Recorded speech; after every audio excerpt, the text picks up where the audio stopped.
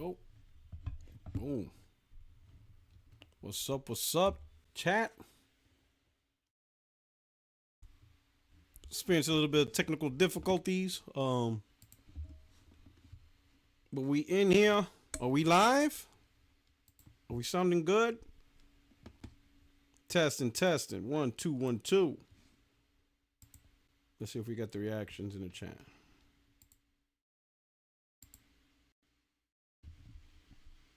Should be live. We should be good.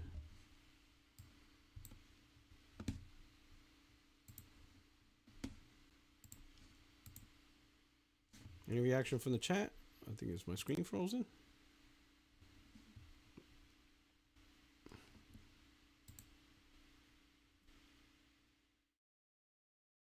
Are we good? We should be good. All right, cool. That's what's up. That's what's up. What's up? All right. Let me see. Trying to get the link to Phantom Blade.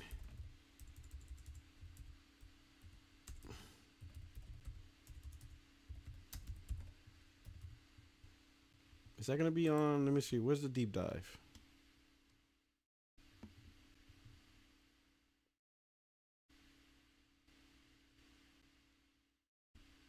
Phantom Blade trailer.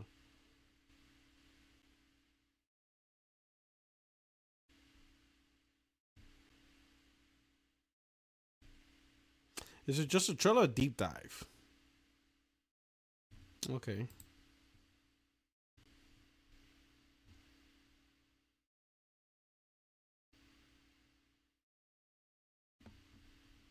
All right. He says full start. Craig's silent and stuff. Anyway, what's going on, my friends, my family, my fellow gamers? You only friend these YouTube streets, PorterRock77. We got the show kicking off a little bit earlier than normal. If you don't mind, if you guys will hook us up, share this out. I'm gonna repost a new Twitter. And then what am I do? Oh shit, where's my phone at? Oh, here we go. This new trailer should be dropping soon. All right, here we go. I'm putting this up on Twitter. Join us live.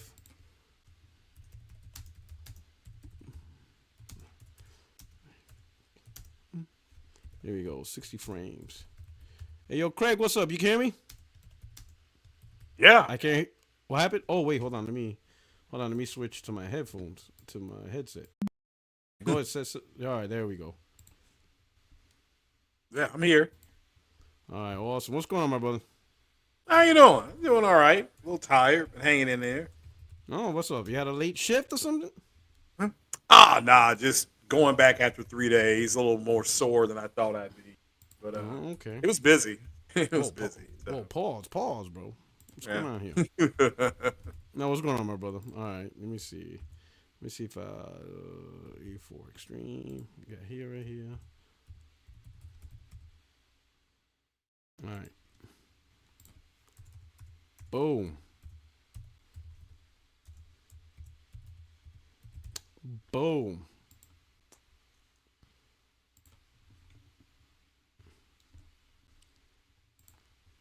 Pin it. Let me hit up the groups.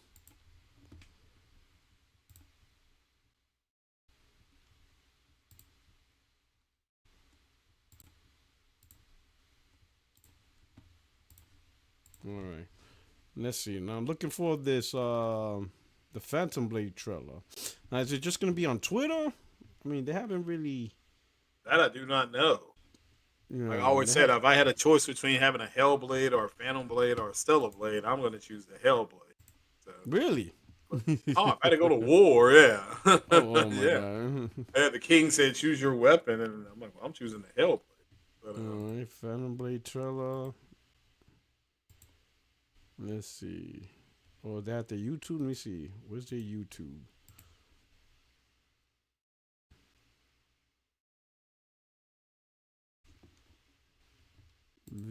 Also, nothing on their YouTube yet. Should have dropped already. Uh-oh. Let's see. Are Anything with the you chat? are they shorts tonight? Let's see. Yeah, it's supposed to be tonight. Oh, okay. It's 8 p.m. PST or 8 p.m. Eastern time. Oh, if it's PST, that means it's 11 o'clock our time. Oh shit! Oh hell nah! That's another 3 hours. That's another 3 hours for us. So yeah, looks like we ain't dropping that one. Oh, I thought it was 8 p.m. Oh snap! That's 11 o'clock for you guys. Yeah, you can forget about that. I'll be asleep. I'll be taking my Visceral and going to bed. I mean, I'll be up. Stuff like that. Oh snap! Damn, we did this podcast early. Oh shit! I thought it was 8 p.m. Eastern. But you can still come on at 10:45 if you're going to be up. Oh shit! You know. And as the kids say, hold it down. Well, for me, it's 5 o'clock. So, snap! Oh man! So I guess let me remove that from the title because we're not gonna have that. Yeah. You can forget about that. We fucked up. Oh shit! That's crazy, man. That's rare that we have to wait this late for a trailer. I guess they're probably focusing more on Japan time, maybe. Oh, West Coast. Well, no, at 8 p.m. No. Yeah. It wouldn't make sense to focus on the West Coast time. Well, because 5 p.m. would have been fine for the West Coast.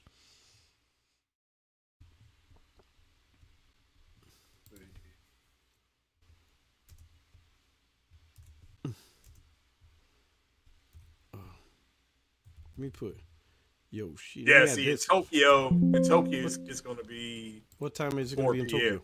And that's probably why. That's probably why. Well, I mean, you can still come on and show it. Well, these developers are from China, right? Oh, that I do not know. I don't know a whole lot about this game. It's Kung Fu inspired, so it's probably Chinese developers. So it could be then. Yeah. What time is it in Beijing? Let's use that. Right now, that I don't know. Yeah, Beijing.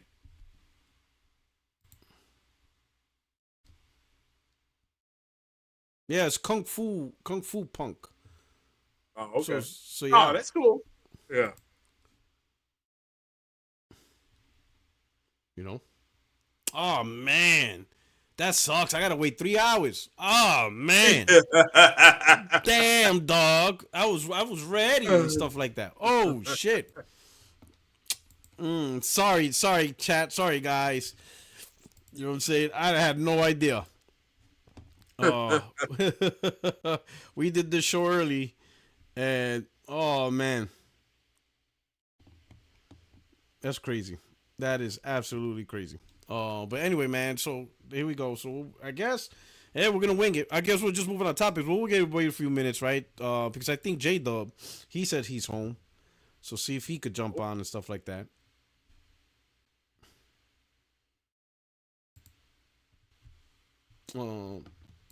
I think J-Dub just retweeted it, so he should be around.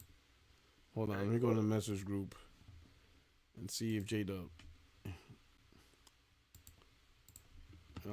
Gotta let him know.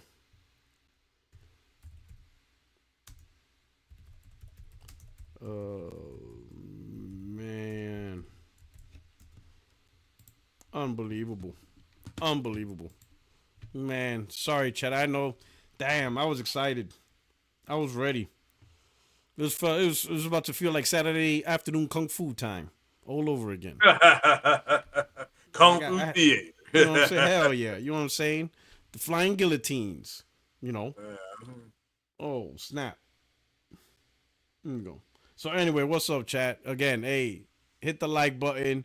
Share this out. You know, I edited the titles. We're going to talk about a few things. I want to talk about GTA6 $100. PlayStation cancels two live service games and another. So really 3. I should edit that one, right? Because now the Horizon one. So let me update that to 3 live service games. You know. Yeah. Well, I don't think that was from a first party. That's just from what I've read. The email that it's the NCSoft one. It's the NCSoft one that they contracted NCSoft to do. Yeah, it's almost like well, how they contracted that once Arrowhead to do Helldivers 2. Hmm. They're not a first party studio, but again, they still doing like 4 or 5 live service games. So plus you have MLB and Hmm. Helldivers out. So I agree with your take on it. One aspect when you said that you thought they had been a little bit too ambitious, which I think Yeah. we all said it. Way, I mean, even I said it was way they were too a little bit ambitious. too.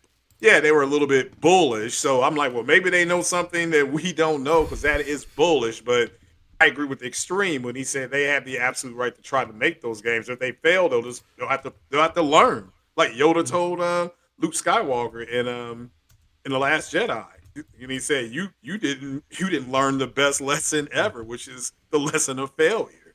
Mhm. So so yeah, you gotta. I mean, again, like I compared it to the NASA space program. They didn't just go to the moon; they had Gemini and they had Gemini, Mercury, Apollo, and people died, while doing it. Mhm. So it's just so I don't see why it's such a big deal. They had a game come out that did real well in Helldivers. They had a game come out and didn't do as well in Concord. And when they looked at it, they said, "Okay, we're going to look at all these games. We're going to do an audit." Same thing Bob Iger did with Disney. And when he came back, he did an audit on everybody. And he said, "Okay, we're not going to make this. We're only going to spend this much on that, and then we're going to do this, this, and this." So, and that's what it sounds like they're doing. So Mhm. I don't get why there's so much consternation. Like that's just my opinion, though. I talked about this the other day. Why there's I so think much? I think That's just me. so this is how I see it. And I'm gonna say from my perspective, and the majority of the conversation is kind of the we knew it, we knew this was gonna happen.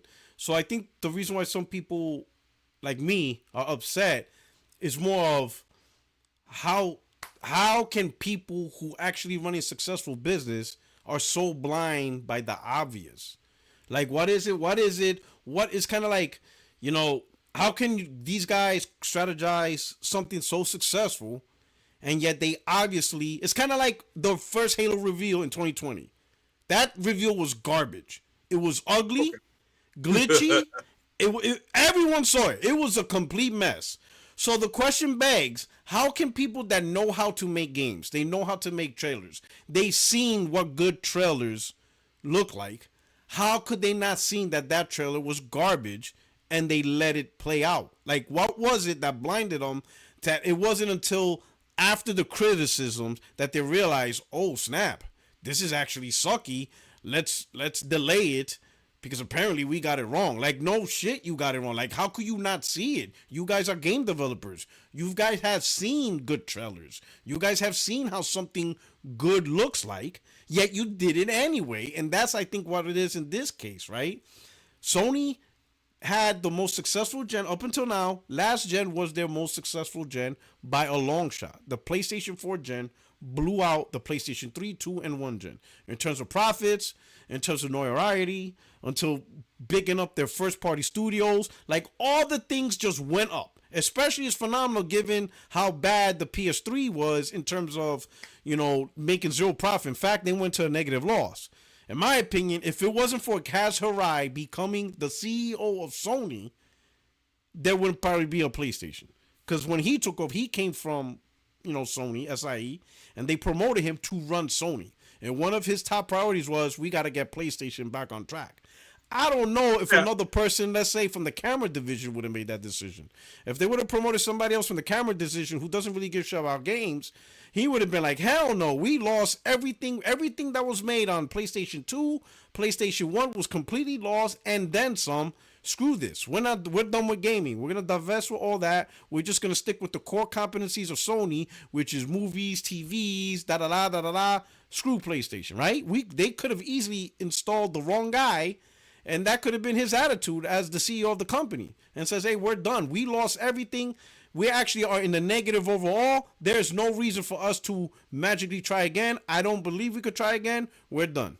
But thankfully, Kazurai believed that, you know what, we got to stick to it. So he was starting from less than zero, you know what I'm saying, to start over with the PS4, because that's how much revenue loss and profit loss the PS3 produced. It literally wiped everything that they got from the PlayStation 2 and PlayStation 1. So start over, pretty much doing more than start over. You're really starting in the negative, and they came back bigger and stronger than ever, and it was powered by their first party portfolio in terms of single player games. Now I understand trying to take advantage of the live service game. There's a lot of data that if you do it right, you can be successful and make even more money compared to a single player game. Even some of the most successful single player games do not compare to anywhere near, the successful live service games. All right, true. There is data showing that. But there is also showing data that most live service attempts failed by a great deal, right? So it's like a chosen few of how many live service games succeed versus how many fail. Well, you end off the gen, right? You're about to end off the gen with the most successful PlayStation, you have ever created, right? With the PS4. And you did it with the backs of the first party, right? Until now, right? Yeah, now they're gonna. But keep in mind, it isn't the live service that's done it for PlayStation. PlayStation's success is still based on the old formula. Really, you understand what I'm saying? What they have now, majority of what they have now is what they already had before. The only thing new now from their live service strategy is Helldivers. Everything else, they already established that on the PS4 gen. MLB The Show, Gran Turismo. In fact, Gran Turismo during the PS4 gen is when they really doubled down online because that was GT Sport. They went with the always online competitive sport, money transaction, all that stuff, right? So, that wasn't the Street Fighter. What's the Street Fighter game they came out with years ago? It was only on PlayStation, wasn't it? That was always Street Fighter online? 5. That was Street Fighter. But the Street Fighter 5 didn't change anything. It was the same. Online multiplayer. Oh no, I'm not saying it did, but didn't they have that on PlayStation? Yeah, they only had it. They had it as exclusive for PlayStation. It wasn't on Xbox. It was the first Street Fighter that wasn't on Xbox because Sony made a deal with Capcom, right? But the main thing is, so they had all this strategy, very successful stuff like that. Now I get adopting live service. Hey, let's take a stab at live service because if you do it right, you're gonna make a lot of money. Yeah. But to completely say, hey, we're gonna launch tremendous amount of projects and use up some of the resources that produces single player games is asinine, right? To me, I think that's where the pushback. Asinine. There is. I have not. I want to just clear just for myself. I have not seen where Sony has come out and said that we've deployed resources from the single player people to the multiplayer. It doesn't mean they haven't. I just haven't seen that. No, they did. Okay. So the two console games. That was a statement from Sony that Jason Schreier is reporting. So I understand that. Yeah. Bluepoint was making a God of War live service game.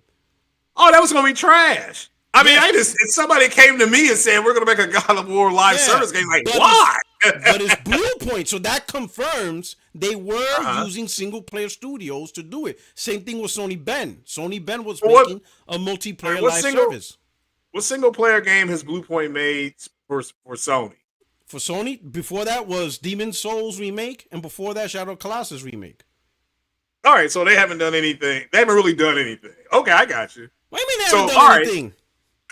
I mean, they haven't done anything for the PS5. I thought maybe they had done something for PS5. The Demon's Souls remake is for the PS5. Oh, Demon's Souls. Bluepoint did that? Okay. Yeah. Are you sure? All right. Why did I think that was someone else? Who are you talking to? Who you think you're talking to? I'm just asking. I can't remember who made that game. I literally beat the game. I think Dark Souls. You're thinking of Dark Souls. You're thinking of one. You're thinking of the original, which was made by FromSoft, which was on the PS3. Right, that's what it was. Yeah, I thought that was a From game. But the remake of the game was done by Bluepoint. They did the remake. Okay, yeah. See, I thought it was PS5. From software. Okay, yeah. No, that's fine because I didn't play that game, and I don't. I played it's Dark Souls. I played Dark Souls, but I've heard nothing but good things about it. Yeah, but you see, so all right, so they made a game to get into the generation. And Sony Ben, they were making a multiplayer live service game. Now, but didn't they say when they bought Bluepoint, didn't they say they deserve to make their own game? What? I mean, I thought that's what it was. See, that's what I'm thinking of Bluepoint is when they bought Bluepoint, I'm like, oh, that's a nice get, but that's right, they did that remake. And I think Herman Holzer, somebody at Sony said Bluepoint has had enough success where we think they deserve their own game. It was something like that. Yeah, So. but don't you find a coincidence that almost every first party that made a single player game had at one point a live service game that they had to plan? So far, like Insomniac, they had a multiplayer game. They decided to cancel it. What game was that?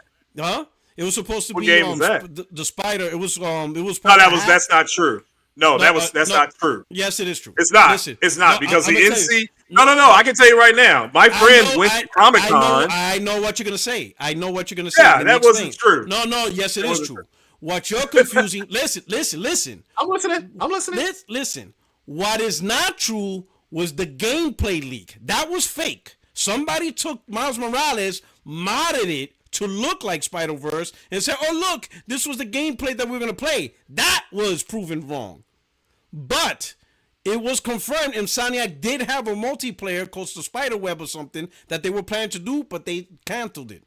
They had a storyboard. But they never greenlit anything. They didn't even write. I don't know how far they get into it, but the gameplay was proven fake. There was no gameplay. But okay. So somebody I know that went to Comic Con I'll tell you, somebody went to Comic Con in New York. This is Sony with Insomniac announced Spider-Man going to PC at the Comic Con, and they said that wasn't true. That hack.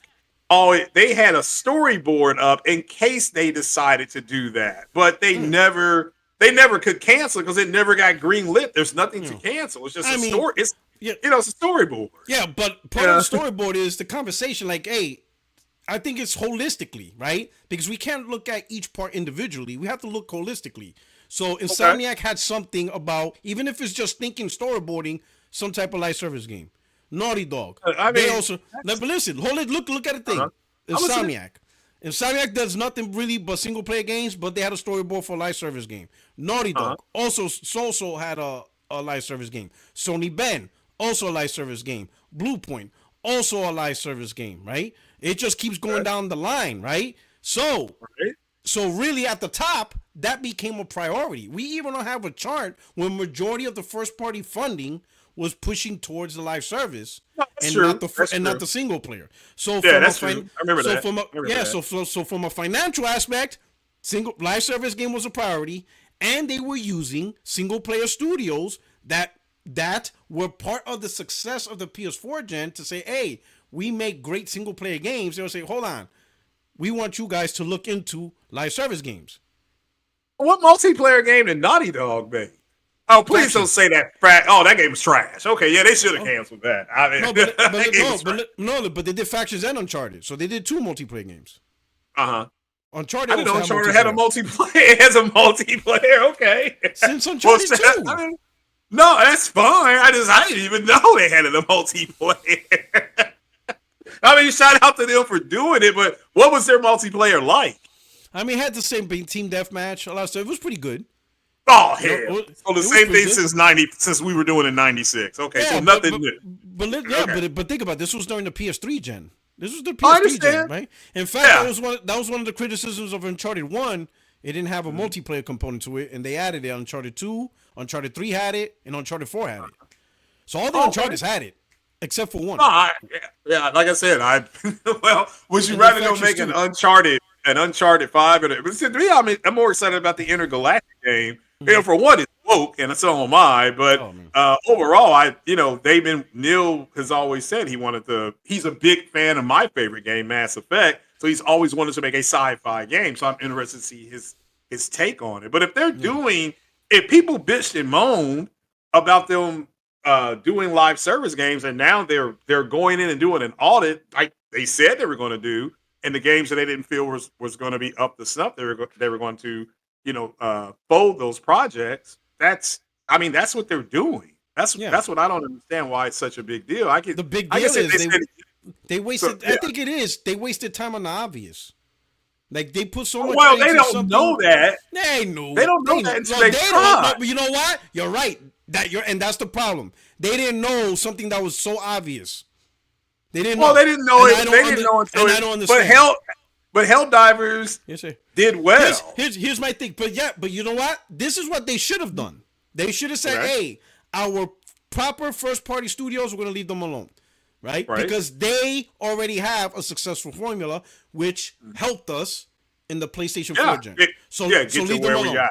Yeah. Leave them That makes alone. sense. But we're gonna invest in different studios, like the Helldiver Studios. That's Yeah. cool. Even the Concourse Studio, even though we know it failed, but at the time of planning, since that's a different studio, cool. We'll get Fire. I think they Yeah. were called Firewalk. Cool. We'll get Yeah. Firewalk. They purchased Bungie. Cool. You got Yeah. Destiny and now Marathon. They spun off people from Bungie, created a new studio to make the game that Bungie had. But you know what? They spun it to a new studio. I'm cool with that too, right? Yeah. And then they also bought Haven Studios to do fair games. I'm cool with all of that because that's your strategy to get into live service, while at the same time you're allowing the studios that brought you success to keep bringing you success. Everybody wins. I would have no issue because if they would have done it that way, zero impact to the gamers that want single player games and the people who want Sony to invest into more multiplayer live service games. You got that. Everybody wins. Everybody wins. I understand what you're saying. It's like, okay, people Bad are planning. upset.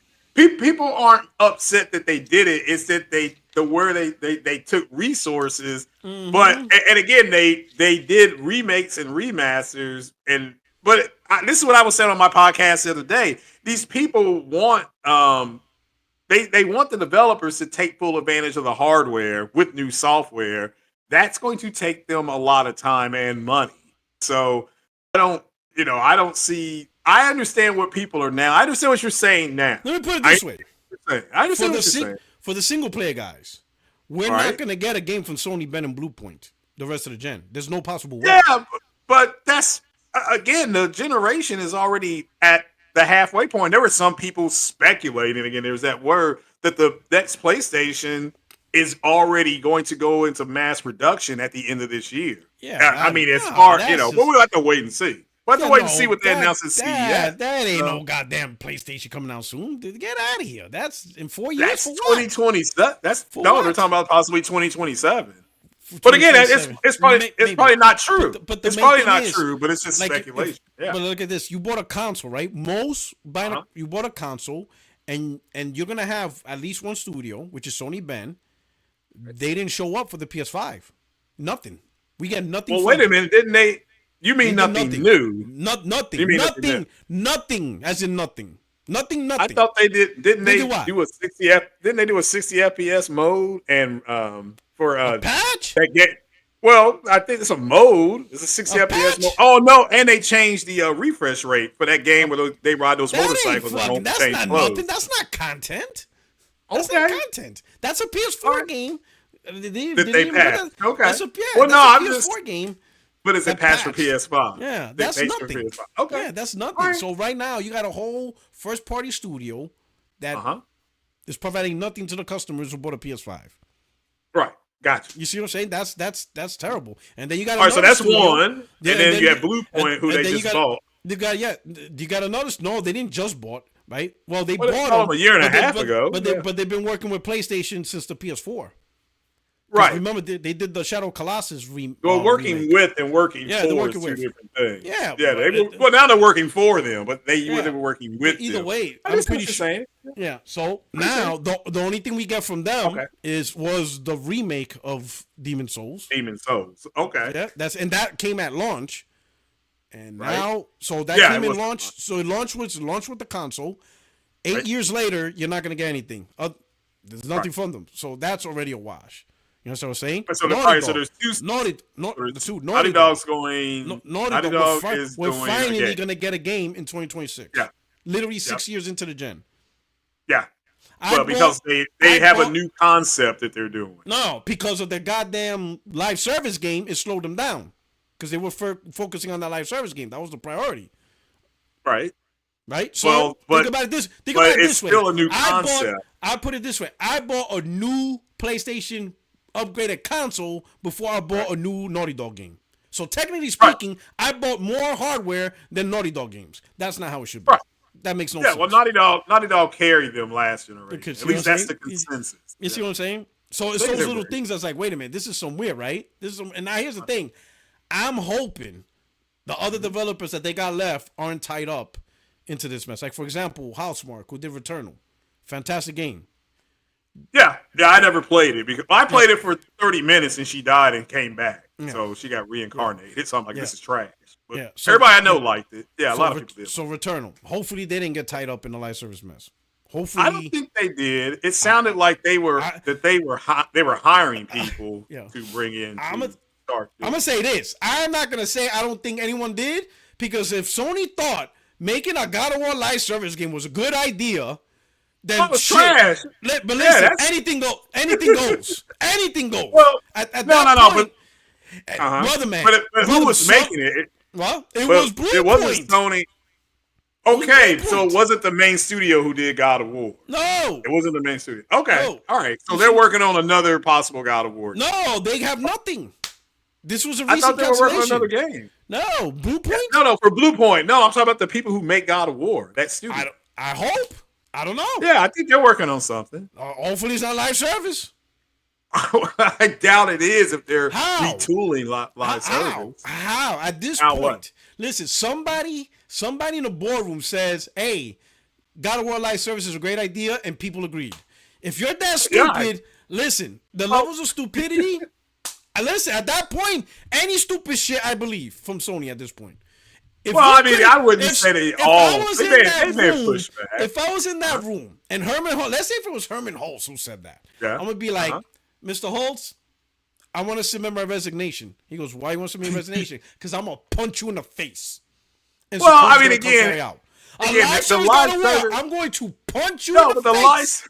live. You're getting punched. Listen, I would have No, got fired. listen.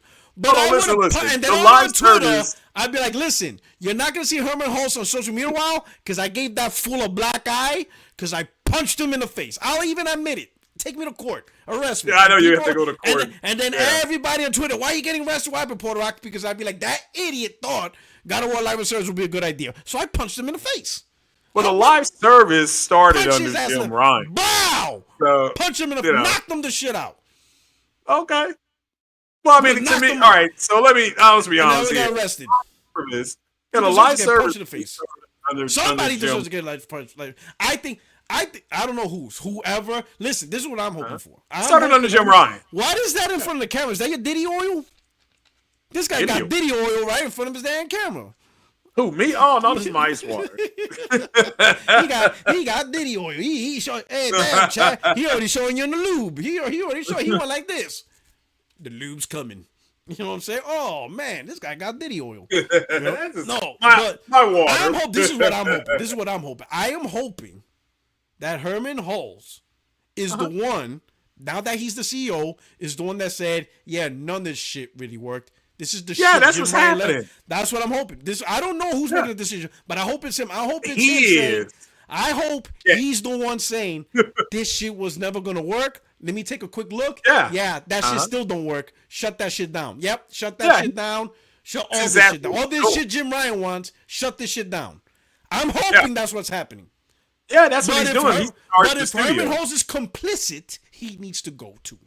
Okay, complicit. If he's complicit in this shit. If he's complicit, Well, he's in charge of the game of the studio. First This party, is yeah, how first they had party. to. All Yeah, first so party. he is the one going around doing the audit. He's canceling. But that's what they said they were going to do. That if the games, they don't feel the games are kind of up to I snuff. think so after to speak. Concord, that the Concord flop woke him up. Yeah, as good as Helldivers 2 did, Concord did bad. Worse. So and Bad. arguably worse, really bad. So yeah, I just think that I thought that if they're gonna bring back those type of games, bring back the games like SOCOM and Resistance, then do online. I think that would be accepted a lot better. But yeah, the Days Gone studio, I don't know what they could have been making. I mean, Days Gone wasn't a great game. So I mean, they rode around on motorcycles and changed clothes. That's how bad that game was. But at the end of the day, Here's the thing. so Blue Point didn't do their game, and then Here's what I would do for Sony Ben. How does Sony recover from this, right? Obviously, and what I mean by recover is not like you probably see the video. Sony's dead. Sony dead. Fucking morons, right? Xbox content creators are morons. Yeah, who cares what they say? Right? I mean, they're sheep.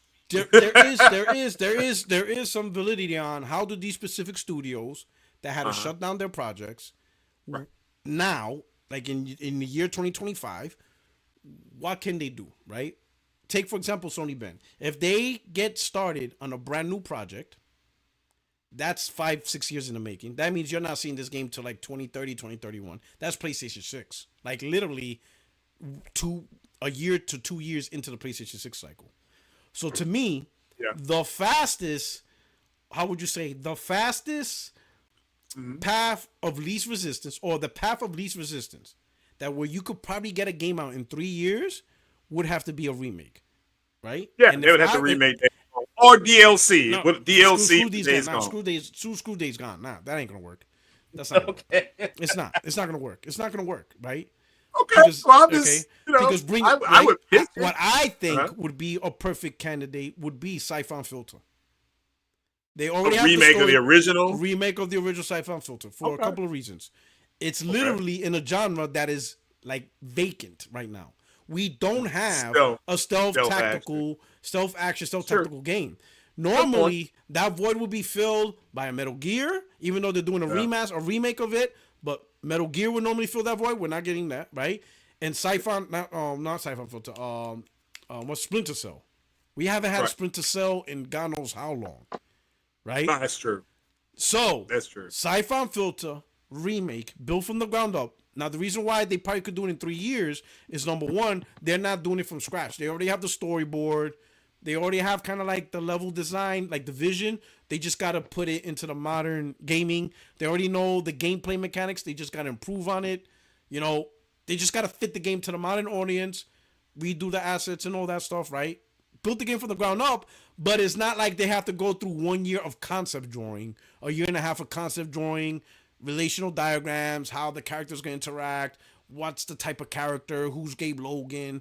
No, they what if they do that? They have so what if they do that? That's at least 2028. That's the best we're gonna get, which is technically in my opinion, a cross-gen game. It would be a cross-gen game. I agree with that. I think it could launch on PS5 and then get a PS6, whatever you want to call it. If the PS6, let's say, is 2028, which I think it is. I think it's a 2028 product, 3 more years, not 2027. I think it's 2028, the earliest. Yeah. They would have a game, Siphon Filter remake, PS6 launch, but cross-gen with PS5 for those that still on PS5. That's the best case scenario for Sony Ben, and for a Blue Point, in my opinion. Again, the path of least resistance, and I think everybody will love this, is a Bloodborne remake.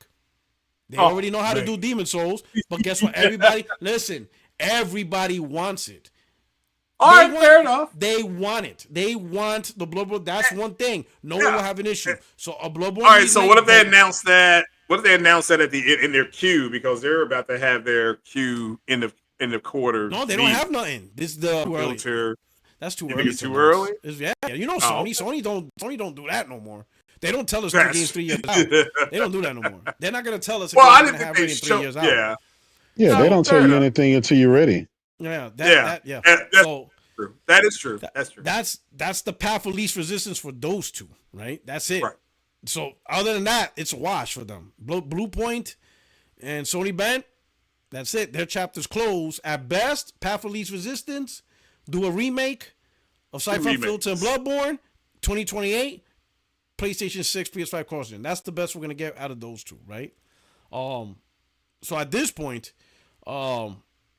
hopefully, and I want to get J-Dub's stuff, comments on this, but hopefully, Housemark, they didn't force them to do live service. Hopefully, they let Housemark do what they want to do to best, right?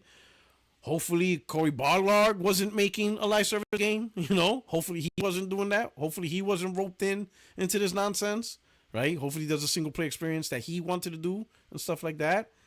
Obviously, we got Intergalactic Heretic Prophet, and there was also one more single-player game. I don't know if that game probably is going to be a PlayStation 6 launch game, right? The cross-gen with PS5.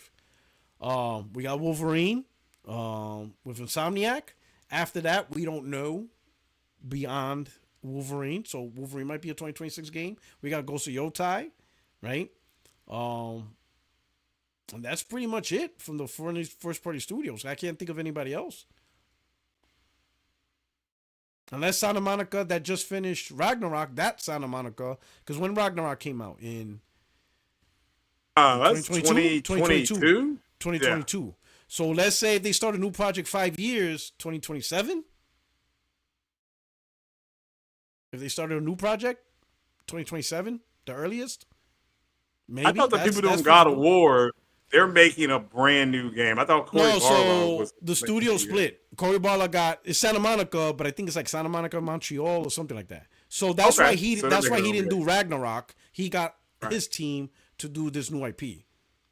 Okay. I still haven't finished. I've only played the first 30 minutes of Ragnarok. J-Dog. Yo. Craig didn't know Uncharted had multiplayer. I did not know. I didn't have a PS3. That's the OG. That's what it was. Yeah. That's what started. I didn't have a PS3. I didn't have a PS3. What did you have? Wasn't it a PS3 game? Yeah, I had a 360. Yeah. Oh, this guy's a bot. Oh man. This guy infiltrated, bro. Get Kid Smooth Jr. out of here. Hey, J-Dub, you did the security background check. What the hell happened? Man. My bad, man. This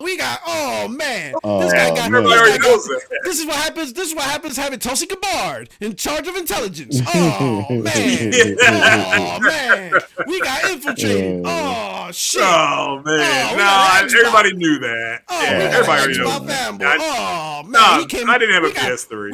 We got a wee bleed green associate.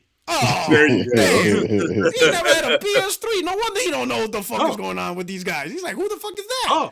Yeah, who cares about that? I never had that. No, but I remember seeing Metal Gear. Was it Guns of the Patriots or something on the PS3 on a high def TV? I'm like, oh my god, that does look phenomenal. And then so like I said, no, I just don't think that. I understand that projects get canceled all the time. So like I said, my uncle was an aircraft mechanic, and they worked their asses off on a plane called the YF-23. They worked their asses off, and the Air Force didn't choose that plane. And then his best friend, he was working on a plane called the F-20, and they built the plane. They built the weapon system for it and everything. And the Air Force said, nah, we're gonna stay with the F-16.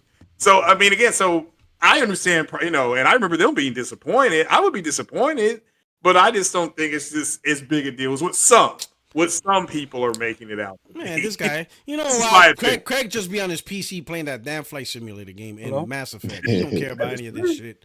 He don't care about goddamn. He don't be playing none of this shit. Hey, J-Dub. Yo, what up, brother? What's up, my brother? What's going on, man? Listen, my brother.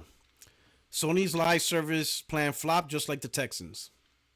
Oh shit. Oh man. I'm so disappointed. Grand opening, grand closing. I was rooting for you guys, bro. And listen, we got cheated. We at least everybody know we got cheated.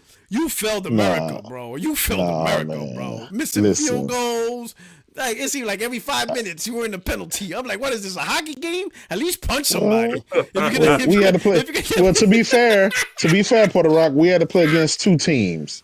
We had to play against the Chiefs and the referees. You know what I'm saying? All at the same time. I saw the referees exchange jerseys with the Chiefs. Bruh. You can't even hit your own. You can't even hit your own teammate without getting a flag because you was too close to Mahomes. On your own teammate. Yeah, you gotta keep 5 feet away from Mahomes. Oh shit, man! I agree. Off, man. Yeah, Buffalo might get him. Buffalo might be able to get him. Might. Oh man. And then I have my worst nightmare: Washington versus Philadelphia. Two teams I hate. That's crazy. That is crazy. I did not see that coming. People say, "Hey, as a Giants fan, who's you voting for?" I'm like. So people ask me, "Hey, sorry, chap, for making this a sports game," but people asking me between Washington and Philly, who I'm voting for, and I said Bane, and they're like, Bane. I'm like, you ain't seen Dark Knight Rises? What he did to the stadium? I'm hoping Bane comes and blow that motherfucker up. Just like in the movie. That's what I want to see. I want to see the kickoff. All of a sudden, the whole ground starts just blowing up. Killed that whole stadium. Blow that shit up. I need Bane to show up. That's what I'm voting for. Please show up. Fucking, oh, man. I'm going to be honest, though. Between the two, I'm going for Washington. Only because of the rookie.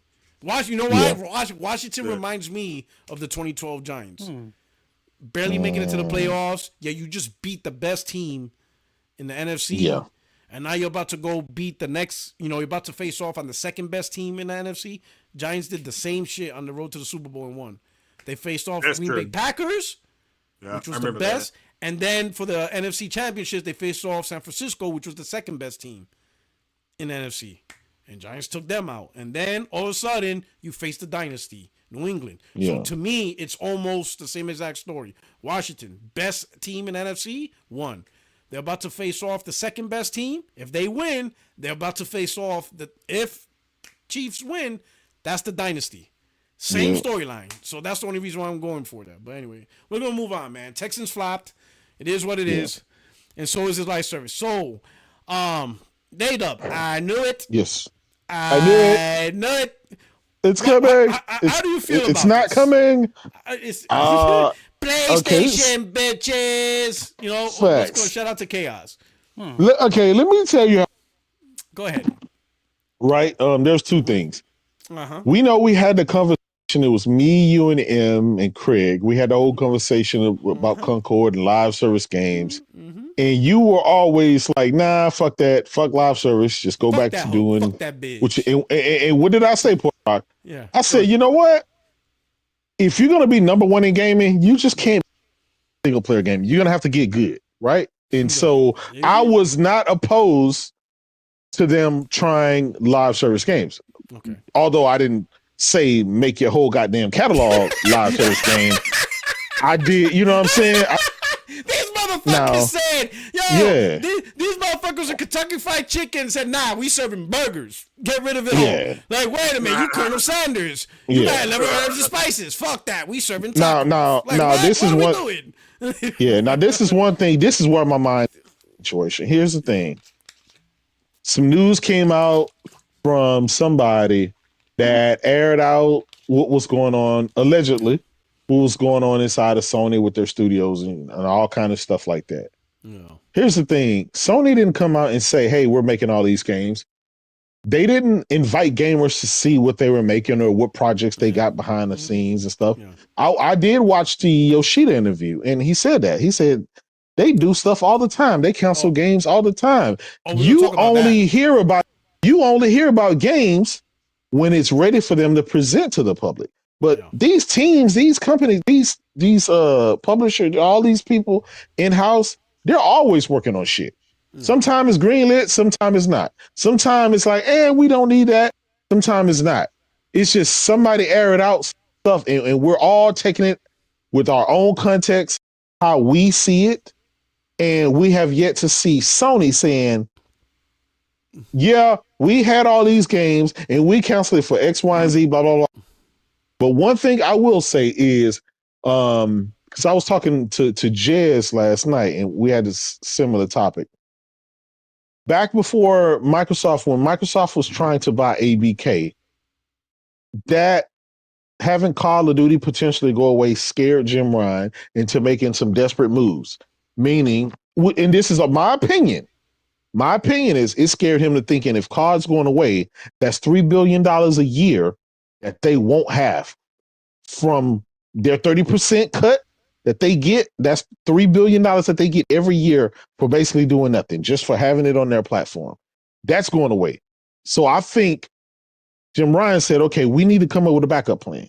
And that backup plan was, we're going to buy Bungie because at the time that was the second biggest shooter in the world. Well, we may not have the number one shooter in the world, but at least we got something to offer our gamers that's a shooter that's very popular.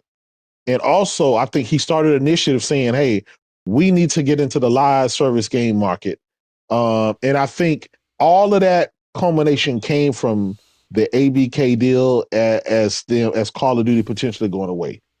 I don't think they knew that Microsoft would fuck up the ABK, the $100 deal so fucking bad, even after they purchased it, that they will be in the position that they're in now. They didn't know that back then, right?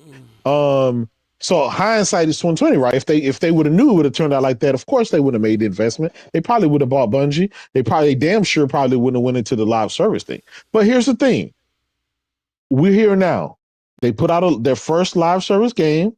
which was Helldivers 2. It did exceptionally well. It's still the number 3 best game all last year. The game is still very popular. People, it knocked it out the park, right? And this is their first foray. So because of that, I gave them leeway on the second one that flopped. But now it's crazy because Helldivers 2 knocked it out the park just over everybody's expectation. But on the flip side, Concord did the total opposite. It bombed worse than anybody's expectation. So they're batting 50-50 right now. And I think the fear from PlayStation gamers, from basically what I see and what they're saying, just the fear, and I've always said this, Puerto Rock, I've always been on the record saying that PlayStation gamers, they fight from behind, meaning they're winners, they're sore winners. They're in first place, they win every time, but they're always afraid of the boogeyman behind them. So for some whatever kind of reason. And basically, and I'm gonna lump myself in, we're afraid of failing. We're afraid of any PlayStation game that comes out that or doesn't do well. We're afraid of that for whatever reason. Maybe that's PlayStation's success. They've always knocked out of the park. They've always given us great games, and we're just afraid of them not giving us that anymore. But my whole thing is, until they show me they can't be competent in making great games every single year and giving me my goatees, multiple goatees every single year, then I kind of really I don't have anything to worry about. They can go and invest in all this other shit, but my stance stays the same. Get good. Get good. Yes, you people, we can say, they waste a lot of development time doing this, they waste this and this, but we're not Sony. We're not the corporation. We don't know what they're doing behind the scenes. We don't know what multiple teams they got, the ABC team, whatever. If they're not giving you what you want, then fuck them. Don't spend your money there. But at the same time, you can't, well, personally, just my opinion, I can't be upset because they've given me 5-6 GOATY contenders last year, which last year was supposed to be they gave me, and not only did they give me that, but I end up winning Game of the Year. So how can I sit here now over some past projects that they didn't have, that they scrapped? How can I be mad at some shit that they never told me about, that they canceled, that I never knew about? That's the angle I'm looking at. And I was like, I can't, people really upset about some shit that they work in-house, that they canceled, that they never knew about, it's not like they presented, hey, Puerto Rock, here's the new Interstellar game, here's the new X, Y, and Z and all. And then they canceled that. No, they never told us about that. We never knew they was working on that shit, right?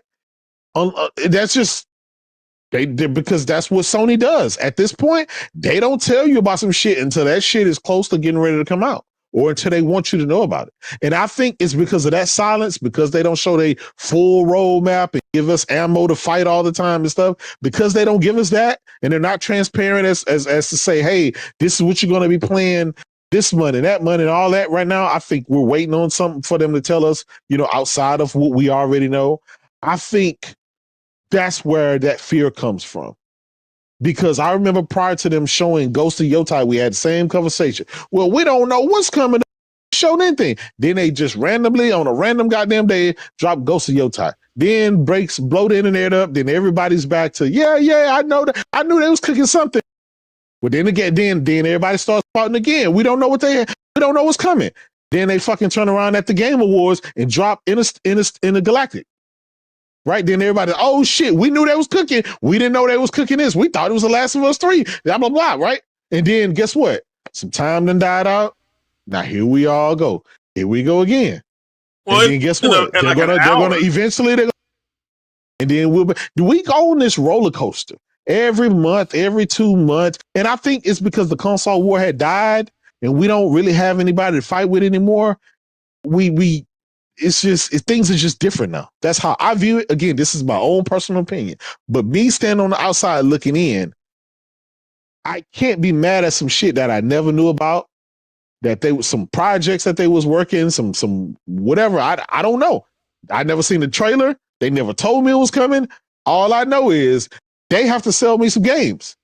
And we haven't had a year where they haven't sold us any games. And until that happens, right? Until that happens, then I really don't I'm gonna be honest. I don't know. I'm more excited about Phantom Blade Zero that's showing in what, another hour or so. The 2 hours. That Man, 2 hours. You see what I'm saying? Yeah, that's what I'm saying. And so tomorrow when I wake up and I'll look at Twitter or X or whatever, there's going to be all these people talking about that game. Like, well, you all were just saying that Sony was dying. Now you're bragging about another first party game. They're getting co-valid, another not a first party, exclusive game. At this point, I'm I gonna agree. I'll take it. No, but let me say this.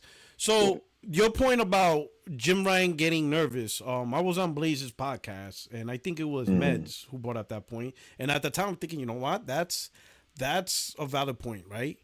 But after the podcast over the last couple of days, I'm like, wait a minute, hold on though. Sea of Thieves was being developed while the ABK was happening. Yes, in 2020. No. So the ABK was 2023, the trial, summer 2023. Yes, Sea of Thieves. They started working on Sea of Thieves because Rare said it themselves. No, but that's they remember the frosted glass and stuff. That means Sony. That means Microsoft cut a deal with Sony back in 2019 to start being a publisher. For them. But that's my point. Why would Jim Ryan be nervous about Call of Duty being taken away when Microsoft already started putting their own first party on PlayStation? Well, because remember the deal, the deal that was being offered to Jim Ryan at first, it was like 2 to 3 years. It was a 3-year deal, right? It was, and then they changed the terms of the deal, right? Yep. Sony was getting 40%, not 30%, like which is typical. No, Microsoft actually. Yes, they were. No, they were getting 15. I mean, okay. It was higher than it was. No, it was higher. It was higher than what Microsoft was getting. Oh yeah, but you know that's what I'm saying. Jim Ryan, whatever deal, why would he liked the deal that they had? Duty when Microsoft's saying we're giving you our games already.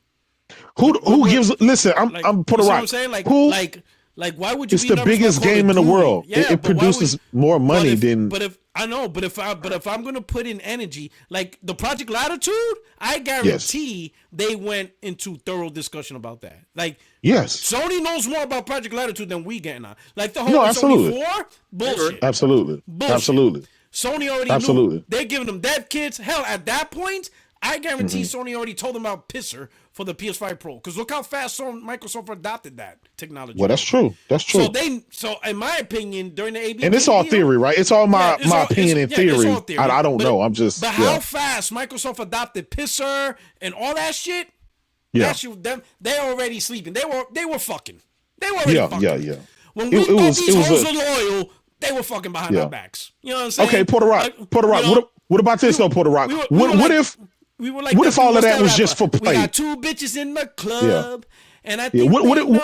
What if it was? Set me up. I mean, seriously, it could have been all for play, all for show, right? It could have just been a public show. They already signed up to work. I don't know. I'm just, It didn't make sense. I'm like, yo, what? Because once Phil Spencer did the hoopla with it's they take 30% for what they get and make us smaller, make us go away. Yeah. Yes, but when the whole announcement of all these games, I think, wait a minute, you can't just do this in 2 months. Yeah. You need at least a year or more. And when I did the math, I'm like, wait a minute.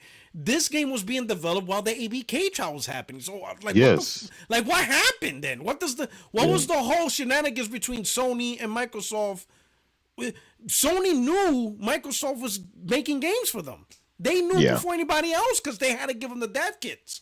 Yeah. They gave them the technology.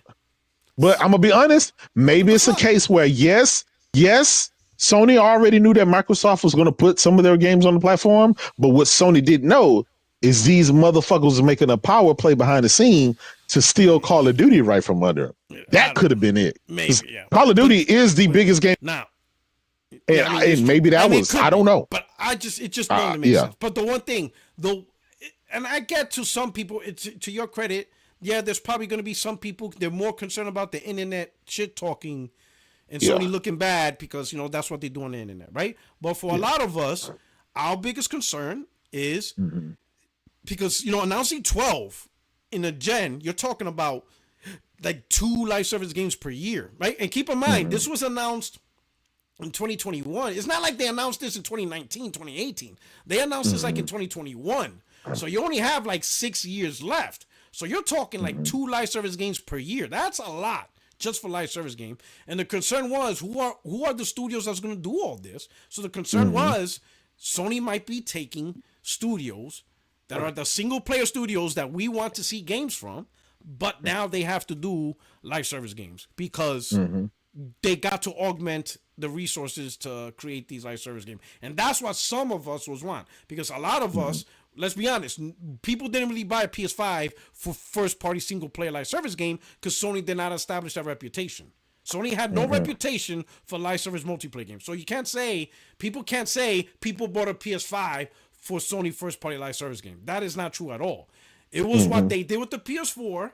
They're like, oh man, the great Goldie single player experience. Sony does it the best. Can't wait to get a PS5 and see what they got cooking for the PS5 in terms of this.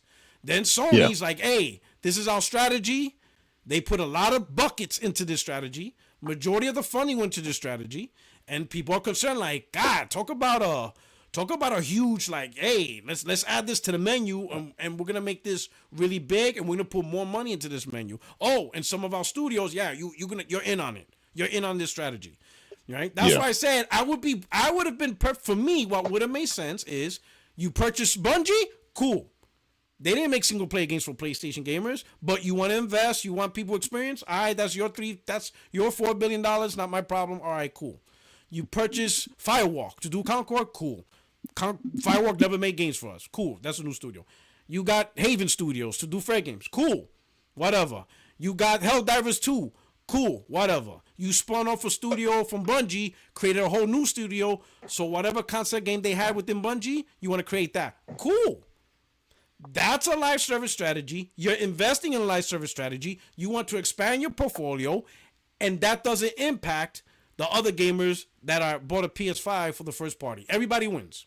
You guys get the multiplayer. Sony gets this opportunity from business strategy to do live service game, but it doesn't impact the golden goose that they created in PS4 that was already successful. Everybody wins. That way, if a game gets canceled like Concord, oh well, sucks to be you guys. But it's not impacting the single player side. You know, Bluepoint's still doing Bluepoint things. Sony Bend's still doing Sony Bend things. You know, Naughty Dog didn't delay their game for whatever. You understand what I'm saying? You know, well, hold on, Porter. You made a perfect point, because I remember everyone was screaming and yelling when Naughty Dog canceled The Last of Us 2, that Factions 2 or whatever. Everybody was complaining. Everybody was crying for a couple of months. Right? And then these motherfuckers turn around and show you their brand new IP that they have been working on for 4 years. So just because they were working on something doesn't mean that that's all they can do. I agree with that. Right? There's so that's another reason I don't think I was too up in arms about it whatever, because they have multiple resources in their teams, and I'm assuming, right? I'm just going to assume, right? I could be wrong, but I'm just going to assume that Sony is spending more resources in their teams on more single player than they are live games service type stuff. So I know that because I look at how much Spider-Man costs, how much God of War and all the $300-500 million games. They're not making $300-500 million live service game, right? They may spend maybe $50 million on a live. I mean, Helldivers 2 may have cost them what, maybe 50, right? So, and it's a small team. They said there was how many people made Helldivers? They put a number out there. It was a small number. So it's not like they got hundreds and hundreds of people. It was like fucking 20 people that made the game. So because of that, it's not like, at least me, I feel like it's not the end of the world that they allocated. And I'm glad Yoshida said that in that interview. He said that the budget that is for live service games is totally separate. Yeah. Totally separate. Not everybody than knew the that, single players, than the single player stuff. So Sony allocated money for new ventures, for new things that they're trying, and that's for that. And then single player stuff, they still get their $500 million to make the Wolverines and all the big shit that we love and enjoy. I gotta assume that fucking Intergalactic, right, is gonna cost way more than The Last of Us 2, because that shit looking mighty spiffy. You know what I'm saying? That shit got Porsches in there, it got Adidas and all this other stuff. So I'm just saying, until, just personally me, until I see something that's worth worrying about, I can't be too much up in arms. But I'm not saying that you know, people who are up in arms, that they're wrong. They all have their own reasons why they're upset and stuff like that. So I'm not trying to remove any of that. I'm just giving you my opinion. And no, it's not fanboying or I'm just a shield or something like that. No, the reason I'm giving you is based on what has been taken away from me. What am I not getting am I not getting Death Stranding? Am I not getting games? No, I'm getting games. Until they stop giving me the games that I want, the big games, then I'm going to be okay. Right, I know we're gonna get the third party games, the best marketing deals. I know we're gonna get the AA games, the second party games like we always get. We got like Phantom Blade, because we always get this shit every single year. We always get the good shit, whether it's Stellar Blade, Rise of Ronin, Pina, whatever. We always get that type of stuff, and then they'll come with the big games, right? And they'll drop one or two big first party games. And I don't think that that's going to change. They should be venturing out, trying different things. I'm going to be honest. Concord flopped, but I still think we need a shooter. I ain't talking about Destiny, but I still think Sony needs a shooter. It doesn't have to beat COD. It doesn't have to compete with COD, but is there as a offering. I believe they need to get Armor. good. Don't they have Arma 3 or Arma Reforged? And that's but that's not theirs. I'm talking about like first party. I think Sony should have obviously I would like them to have sports, but they can't have sports because of the deals that's in place with EA and the NBA and stuff like that. But again, guys, you're getting the best games that develop. You have the best developers known to man making games for your platform. You're getting them. They're not going away. They're not going to Xbox. So, and until we see different, they're not going, the single player stuff is not going day and date. So until then, like, yeah, I don't know. Maybe that's how I see it. I'm just not really worried. Well, take for example, Sony Ben. You're not getting a game from them this gen. Well, we don't know. Wait, it's not possible. We don't know. We don't, Puerto Rock, you and I don't know what they're working on right now. We don't know what they had in the pipes. We don't know what team was. This is all conjecture and made up stuff that we just do not know. No. Jason Schreier is repeating what he got from a Sony spokesperson. Sony now is working with Bluepoint and Sony Ben. Again, Puerto Rock, you're going on again. Listen, I'm not saying you're wrong. I'm just saying until Sony shows that they don't go turn it off for me. Until Sony comes out and say Sony Ben will not have a game this generation or is not working on something, we just don't know. None of us know. Now we can say Jason Schreier this. We can say that we just don't know. And I started this topic saying that we don't know. He's repeating what the spokesperson told him, not insider. A Sony spokesperson turns to him. You know what I'm saying? Who is these people? You know what I'm saying? No, the spokesperson, not an insider. Jason Schreier didn't say he got an insider. He said he spoke to Sony spokesperson, and they're working with Bluepoint and Sony Ben, right, to see what next projects they could get in line. Now, look at it's we can all agree that even if they could get a game in 3 years with a remake, that's 2028. That's already you're looking at PlayStation 6 generation. Okay. You see what I'm saying? So that's why I'm saying it's already a wash for them to now. They're not going to be able to build a game in 2 years. They're not going to. Well, I'll tell you what. That's not happening. That's a Sony problem. Oh, I know it's a Sony. But it's a Sony problem. But it's also a consumer problem because we are missing out from their studios, even though we bought their console. They need to get good. That's their problem. I can't worry about. They need to get smart. The inner workings of a corporation. Smart. That's their job, is to bring me the games. If you ain't bringing me the games away, then it's I can't worry about the inner workings in dealings of internal management. And don't we do that? Absolutely. Listen. But they don't. They literally don't get anything, Porter. It's a difference. I know, but you're getting stuff. You just won game of the year. You just had all this content. They didn't have nothing. You say so it's different. J-Dub, I don't play platformers. So cool, congratulations. Astro by one game of the year. That's personally fine. Guess what? If that wouldn't have won, you still have Black Myth Wukong. I mean, you still had all the other games that you bought and you played, right? No, but here's the thing, and I agree with you. But right now, Final Fantasy VII Rebirth, right? Did you not have that? Yeah, and guess what? I had that when it was a multi-plat on PS4. Absolutely. But keep in mind, I had Final Fantasy and I had a Sony Ben game. That's absolutely. You see, so technically speaking, I'm getting less because I always had, like, we can't use a strategy that Sony always did, right? Because Sony doing second party deals, third party deals, that's the norm. So I get that anyway. Plus a Sony Ben game, plus Studios games. I get, you know what I'm saying? But now this gen, I'm not getting a Sony Ben game. I still got Final Fantasy. I got Final Fantasy last gen. But now I'm not getting Sony Ben this gen. I got Sony Ben last gen. You see what I'm saying? Like you talking about Rise of Ronin. Yeah, cool. I got Neo last gen. I got Hellblade last gen. I got Detroit last gen. So I got all that plus a well-developed plan from all their first party. You kind of making that. You're kind of making my point.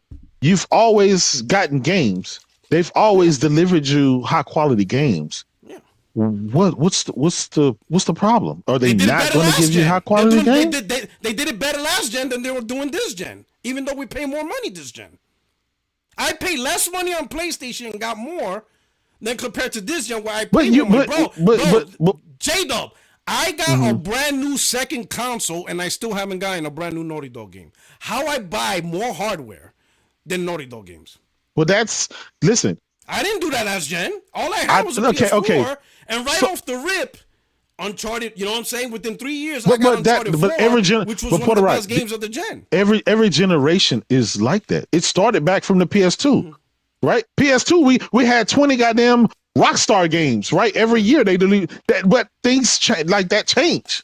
But right, that's just games. But guess what? Games have gotten bigger. Your games that you used to play back then, those games were like fucking 3 hours. You could beat those games in 3 hours. You still enjoy them.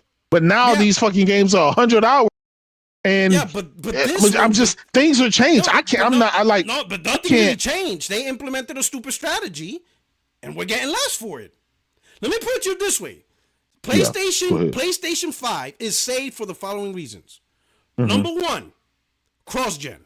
Let's not lie. Cross-gen is saving PlayStation because some of the big titles PlayStation have, and I'm not saying that's wrong or right, but I'm just saying it is what it is. Ragnarok, Gran Turismo 7, Forbidden West. Cross-gen is just here to stay. That's just here to stay. It's going to be like next gen, the gen after that, that's just what it is. That's not going to change. But PlayStation 5 is saved because of PS4 games.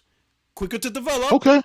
Soup them up, get better visuals, get better stuff. Okay. Boom, they're on PS5. Yes, that's just how that's going to be. Yeah, that's number one. That's how it's going to be. So that's number one strategy. Number two strategy, something they always do, the second, third party. But that's a normal status quo for PlayStation. PlayStation always relied on delivering you games. But I'm gonna tell you the biggest thing that saved PlayStation this gen. The biggest. Xbox sucks ass. Because I guarantee if Xbox came out like the 360, it would have been a clear thing like, oh shit. That's the only reason. There's nobody to make PlayStation look bad. So when no one listen, PlayStation is running by itself on the track. So right now, PlayStation can say, I'm the fastest man on the track. Because there's nobody else to say, nah, motherfucker, I'm faster than you. There's nobody there. So when you're the only man on the track, I'm the fastest motherfucker on the track. Who? Anybody around to say different? Nope, nobody here. Give me the gold medal. That's the biggest thing. Xbox is dog shit, so there's no one to say, Sony, you're dog shit. Who is here? Puerto Rock. The only reason Xbox is Puerto Rock. The only reason Xbox is dog shit is because you're comparing it to PlayStation. Because PlayStation, bro, like, launched a console. You know, there's a reason.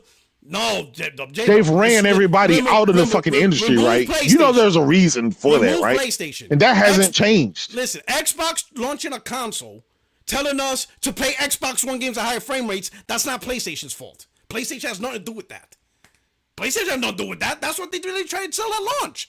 Oh my God, we got the best backwards compatibility and auto HDR. You could play the games that you didn't give a shit about during the Xbox One gen. That's why you didn't buy it. But now we're gonna redo it. And it's 120 frames. That wasn't a PlayStation thing. PlayStation had nothing to do with that. That had nothing to do with the PlayStation. That was all Xbox. Them launching with no games, that had nothing to do with Jim Ryan. That was Microsoft fucking it up. Microsoft showing that stupid ass reveal trailer on Halo Infinite has nothing to do with PlayStation. Microsoft fucked that shit up. Microsoft fucking not launching at least Flight Simulator, making sure it's ready for launch on the Xbox. Not even that. That's on them. They did all those fuck ups. Had nothing to do with PlayStation. The main thing is Xbox is dog shit.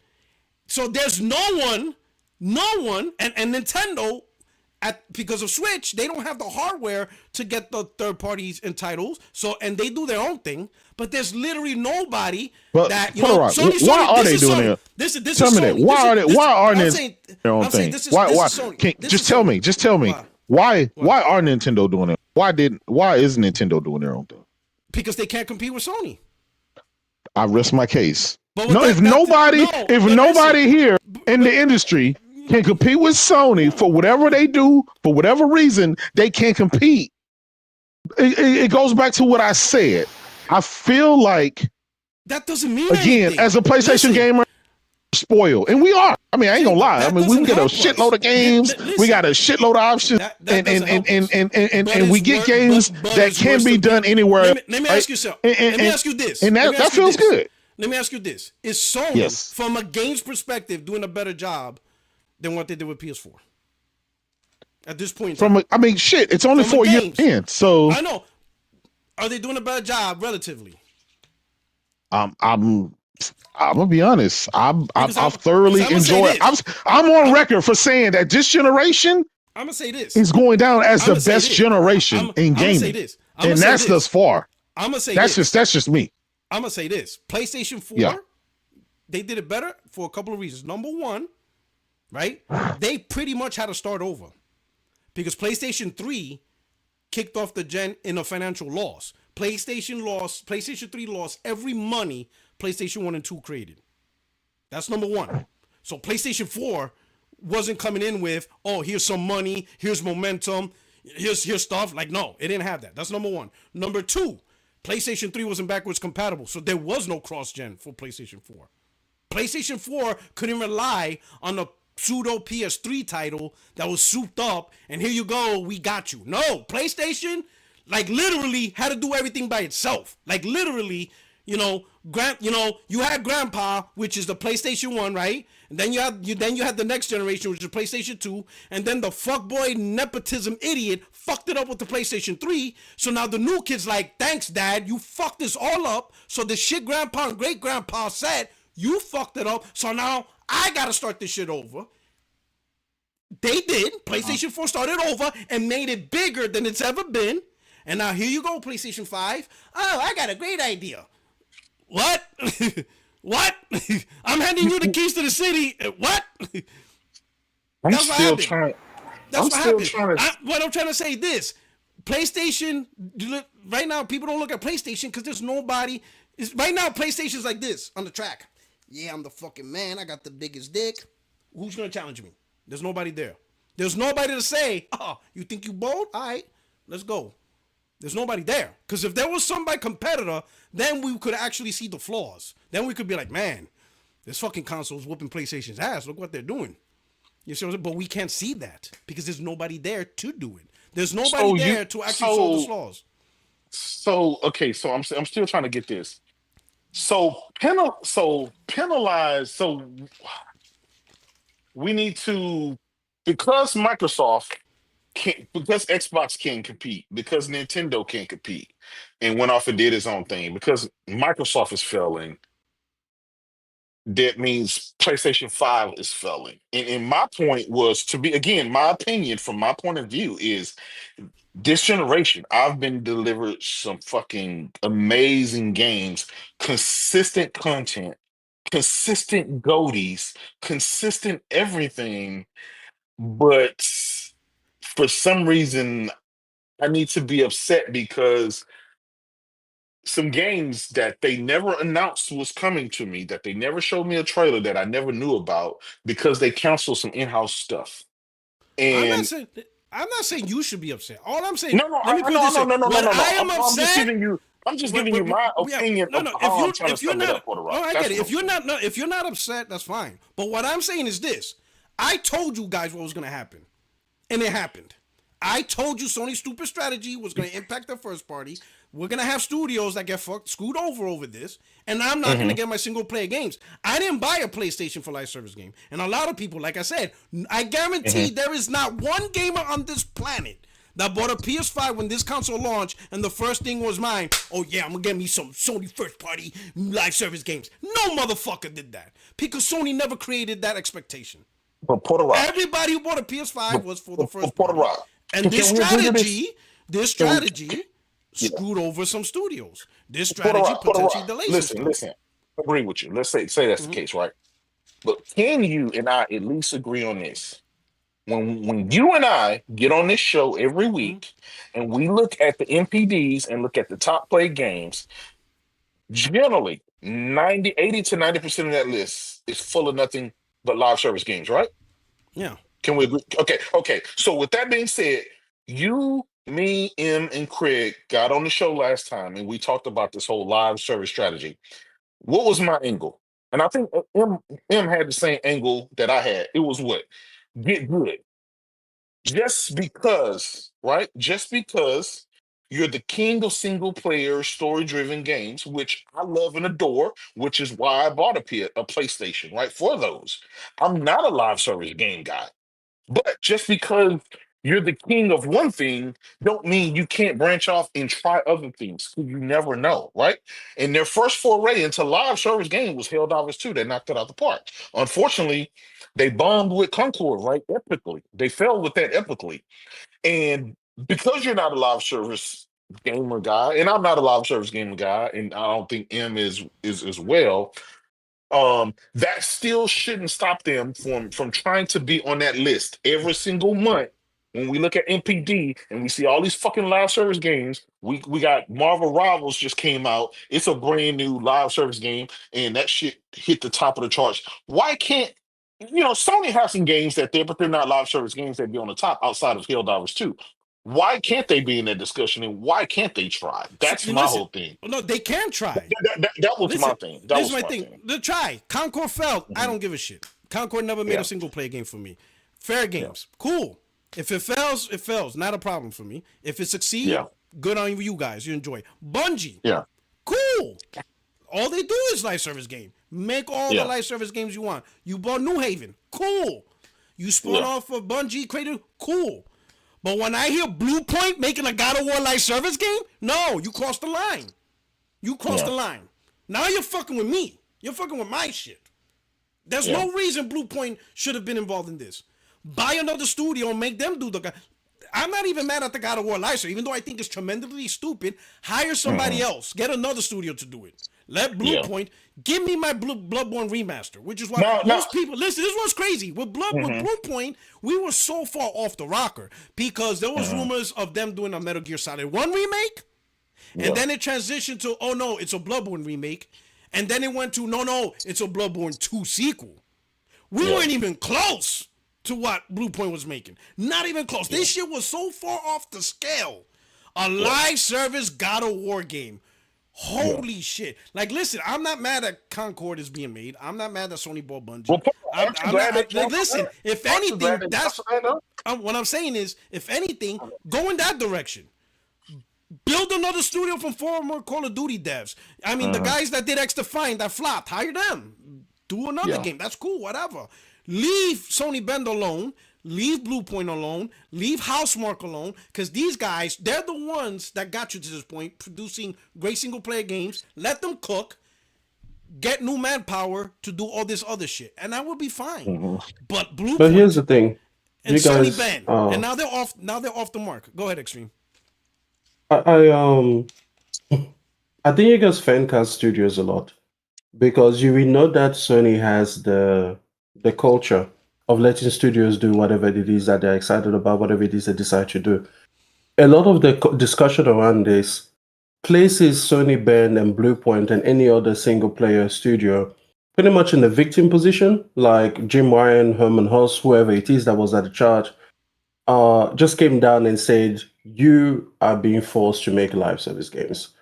And so now, people fan cast are like, yeah, these are my single player studios, they should make single player games. But what if the developers, this is what they wanted to do? And Sony was like, okay, since that's what you want to do, give it a go. Because Naughty Dog, they wanted to do The Last of Us Online. That was their idea, that was their project. And then Sony gave them the means to do it. Then they realized, actually, nah, we don't want to do this. So Sony was like, okay, don't do it. So when people fan cast like, oh, Sony Bend is a single player studio, make single player games, I'm like, okay, but what about the actual developers that actually work on these titles? What if they wanted to try a live service game? And Sony was like, okay, since you want to try it, try it. And then when they saw, hey, this isn't going to work out, they canceled it just like usual.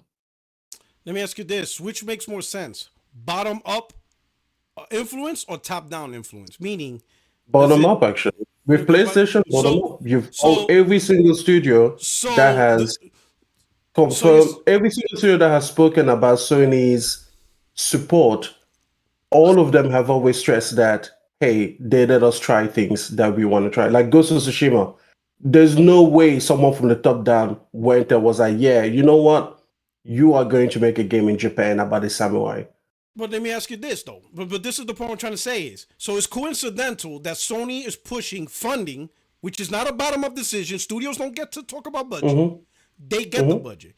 So Sony's pushing a huge budget on live service, and it's just coincidental that a lot of studios are like, oh, yeah, we all got great ideas all at the same time. And it's not an influential thing from the top down. Let's say this. As Herman Holtz, I come in and I tell you, hey, guys, I've got 2 budgets for you. If you want to do a live service game, I have this expanded budget because that's what it's going to cost to create and maintain a live service game. Or if you want to do a single player game, I've got this budget for you, which you will use to make a single player game. Now, even if I leave it up to you, of course, one of the budgets is going to be bigger. But if at the end of the day, it is still your decision to be like, yeah, I'm going to go the live service direction because there's more money, there's more excitement, there's more possibility, or the studio is more excited about a particular idea in that vein, it's still your decision. Like if I offer you P-Rock and I'm like, hey, listen, you can have this really nice car, okay? It's a great car, it's from a well-made manufacturer, or you can have this luxury car, which is essentially the same car as the other one, is just higher in class. But here's the thing, you have to pay the insurance for both cars, right? Now, obviously, one of the insurances is going to be way larger than the other. But if that's the one that you choose anyway, then you can't come back to me and be like, oh, you put a nice flashy thing in front of me, so it was your fault. It's like, no, you had the free choice. So if Herman Holtz goes to a studio and it's like, hey, listen, here are the budgets that are available to you. Here's what I can allocate. You either go this way, which is nice, or you go this way, which is going to be a bigger budget. But then you choose to do this, then it's like you chose it. And so that's the thing. Like, but I understand your frustration because I want to say that this live service direction, the way that it has been done, okay, regardless as what the intention was, exactly who pushed whom, at the end of the day, it was a huge failure. And I think it was a huge failure because it was a live service direction. Because again, Nintendo has games. Nintendo even has live service like games like Smash Brothers and everything that they update, but we don't think of them as live service games because they don't present themselves that way. So they have multiplayer games that they've managed to make work. They have more of them, and more of them are popular than any PlayStation multiplayer game, basically. Helldivers 2 maybe aside. And it's like they figured it out. And yes, you're absolutely right. If Sony is going to keep pushing for another 12 live service games, right? Let's say that they're like, okay, we took a beating, but we're not changing our target. Our target is still to have 6 successful live service games out there. I agree. They need to have dedicated studios that are going to make this. And in fact, I think that they need to start splitting up these teams. Like if you're going to have multiple teams inside of a Naughty Dog or a Sony band, break them up. Have Sony band Oregon and then have Sony band, I don't know, Lakeside or something. And then each of those studios are respectively working on separate things. I think that will make a lot of sense. But again, it's like I get people mad over essentially fan casting and also people just being mad that they've canceled games, which is the weirdest thing to me. People talk about like wasted time and wasted money. Bro, it's not your time, it's not your money. Like, and another thing is that, so what? This is exactly what we said was going to happen. When all of us heard about 12 live service games, we all immediately declared that 6 were going to fail. Now that more than 6 have failed, granted, but again, not unexpected, now people want to be mad. And I'm like, why? Why are you being mad? Now, listen, what you said before about the PlayStation 4 versus the PlayStation 5 generation, I'm sorry, the PS5 is way better. Way better. It's not even close. The hardware is better, the accessories are better, the peripherals are better, the operating system is better, the device itself is better, everything, the game lineup is better, even if you exclude all of the cross-generation games, which is, again, never makes sense to me why people want to do that. But even if you do that, Spider-Man 2 alone basically trumps everything. Returnal then comes out as backup, and it's like, those 2 alone are better than anything we got in the PlayStation 4 generation this far into the generation. Like, I'm sorry, it's just much better. It's not even a contest. The PlayStation 4 was, like you said, a great reset, like retconning the universe back to 1, taking us away from this multiverse bullshit that they love to do in comics. But the PlayStation 5 is an evolution on that, and it is a tremendously superior one. Like, I'm sorry, I didn't even buy the PlayStation 4 until like 3 years into the generation because it wasn't worth it. It was the indie station. Like, are we going to forget knack? Are we going to forget where we came from? No. But anyways, I'll let you speak. I would say I'll disagree with that because, again, PlayStation 4 set the trend. So PlayStation Store had to rewalk so PlayStation 5 could run. PlayStation 5 is succeeding off the back of the PS4's continuation. Like, again, the cross-gen games alone. These games are literally PS4 games. Right? Except for Spider-Man 2, right? But Miles Morales is probably one of the biggest games for PS5. It's a PS4 game that's souped up on PS5. You understand what I'm saying? Yeah. The Spider-Man contract began on PlayStation 4. God of War Revisioned, that began on PlayStation 4. You understand? So PlayStation 5 is benefiting from what the work PlayStation 4 created. And PlayStation 4 had no help, because it didn't even get backwards compatibility with PS3 because the cell processor. So really, PlayStation 4 had to restart and reset everything from the ground up. But again, you asked, what is the end experience this far into the gen when you launch Align the 2? It's not a contest. Like, boy, yes, guess what? You know what? If your father is rich, you should start with a trust fund. That's it. Yes, it is a leg up. But then at the end of the day, let's say that your dad came from rags to riches, right? Like he literally had nothing, came from an migrant family. They came in with $10 in the pocket and hope in the eyes, and they worked this way. And then, so that was it, that generation, that's a PS3. Your father starts with basically nothing. And then he's like, yep. And then he makes it. And then you, as his son, guess what? You're starting with something. You're starting with a lot of somethings. And you can't claim to be a self-made man. The PlayStation 5 cannot claim to be a self-made generation, but it is a better generation. Like your life at 20 is way better than your dad's life was at 20. It is what it is. So I'm just like, so what? What are you going to do? Penalize the PlayStation 5 for following the PS4? That's silly work. That's silly. And people that want to do that are only trying to create this false equivalency that, oh my God, the PlayStation 5 couldn't have done it on its own. Well, guess what? It didn't have to. That's it. Like, cry about it if you want to, but it didn't have to. It didn't have to do it on its own. That's an excellent point. Because the PlayStation 5 was able to fix all the errors from the PS3 era, right? And start back over and do things well from scratch. That's less work that the PS5 had to do. All the obstacles that the PS4 went through, the PS5 didn't have to. They didn't have to rewrite the rule book. They already they fixed everything, and it's a well-oiled machine. Now all they have to do is deliver the fucking games, which they have been delivering. Now I get it. I get Porter Rock's part because of the management failures and choices that they chose that may push some games that could have came out this generation into next generation or later or whatever, right? I totally get that. Great, excellent point. That's a management issue, and that's theirs to figure it out. But again, at the end of the day, I don't care about the inner workings of that. My whole thing is get good. I know I better have 4 or 5 goldies every goddamn year. I don't want any dead spots where there's just no games and I have nothing to do.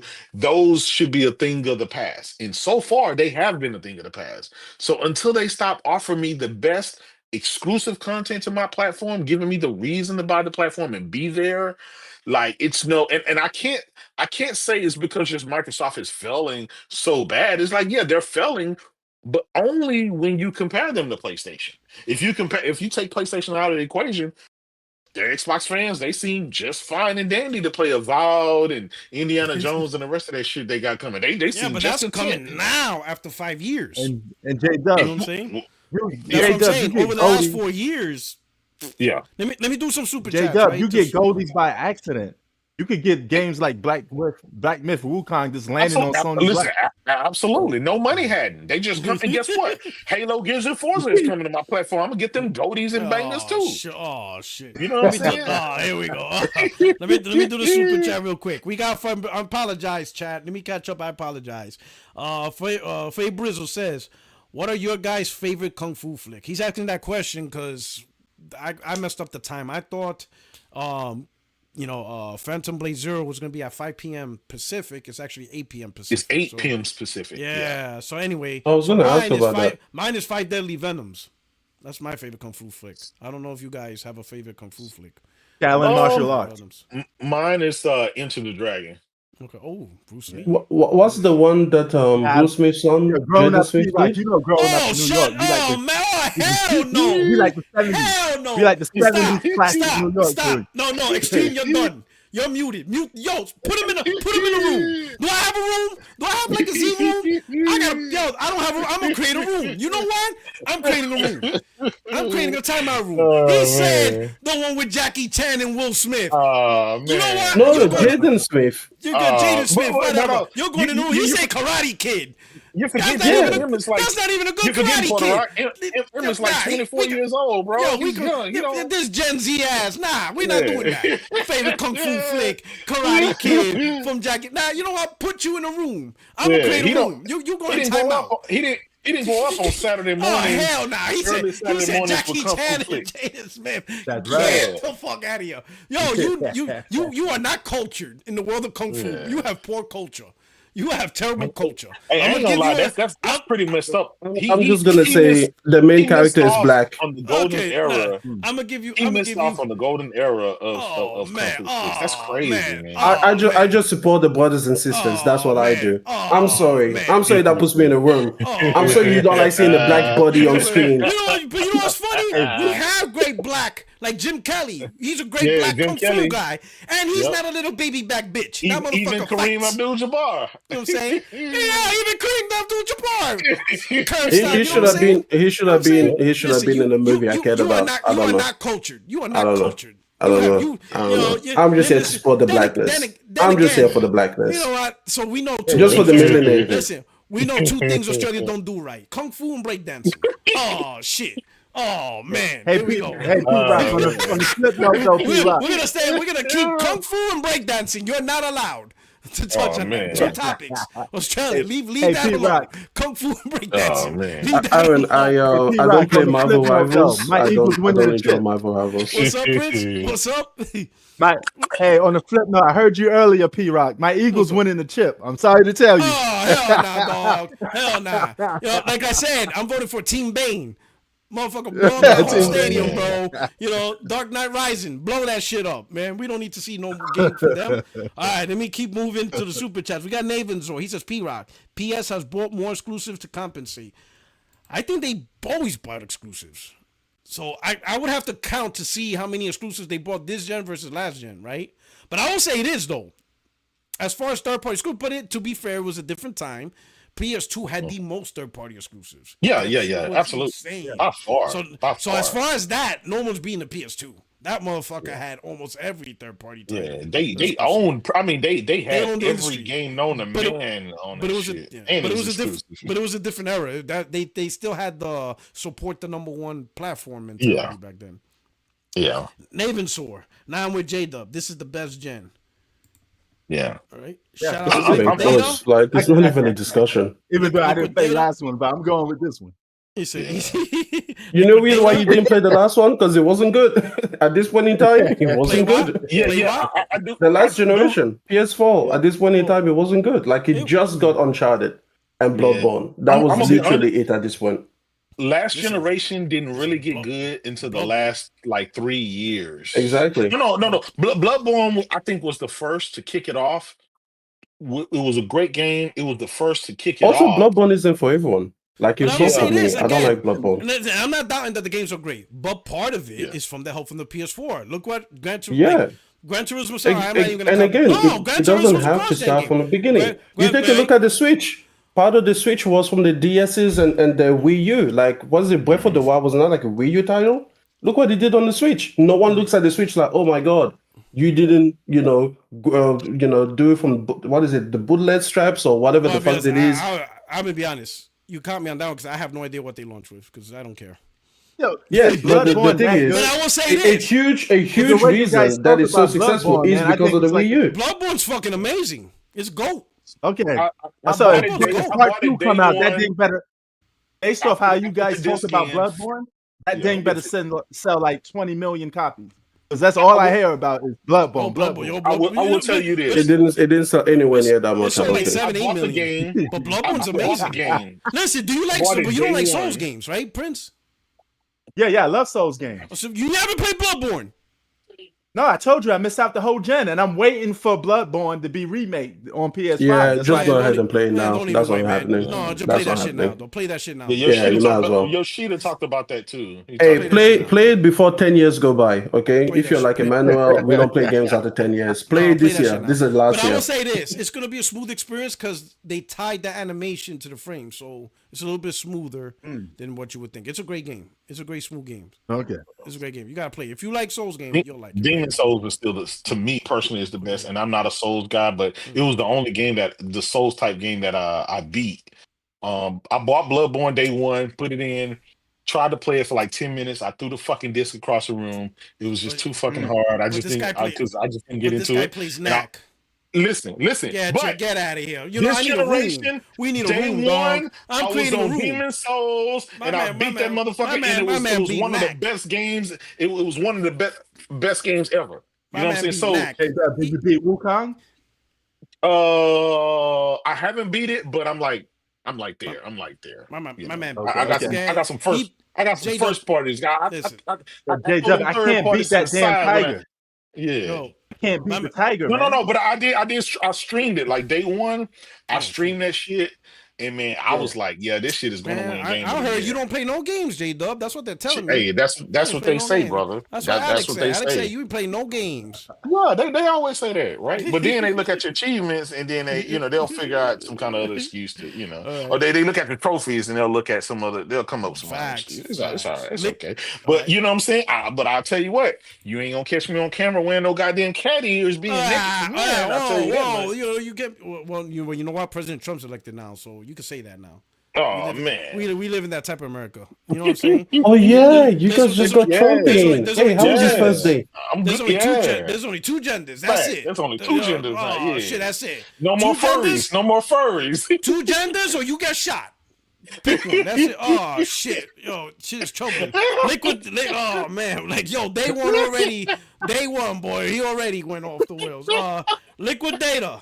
Good evening, gents. I think PlayStation can do multiplayer, single player. They just need to stop chasing trends. I could agree with that. No, that's exactly right. That's what I'm saying. Like, we need multiplayer, but we don't need this live service trap. Slow it down. That's true. That's because the money's too good. Slow it down and be more genuine with your games. Hey, can I just say, as one of the head lieutenants of the multiplayer side, I think we finally are on the right track. Okay, these were the missteps they needed to make in order to understand. Absolutely, we're on the right track finally. We're completely. But you only got two left. You got Marathon and Fair deactivating. Games Yes. No. First of all, both Marathon and Fair Games are not going to be battlefronts we follow. No. Listen.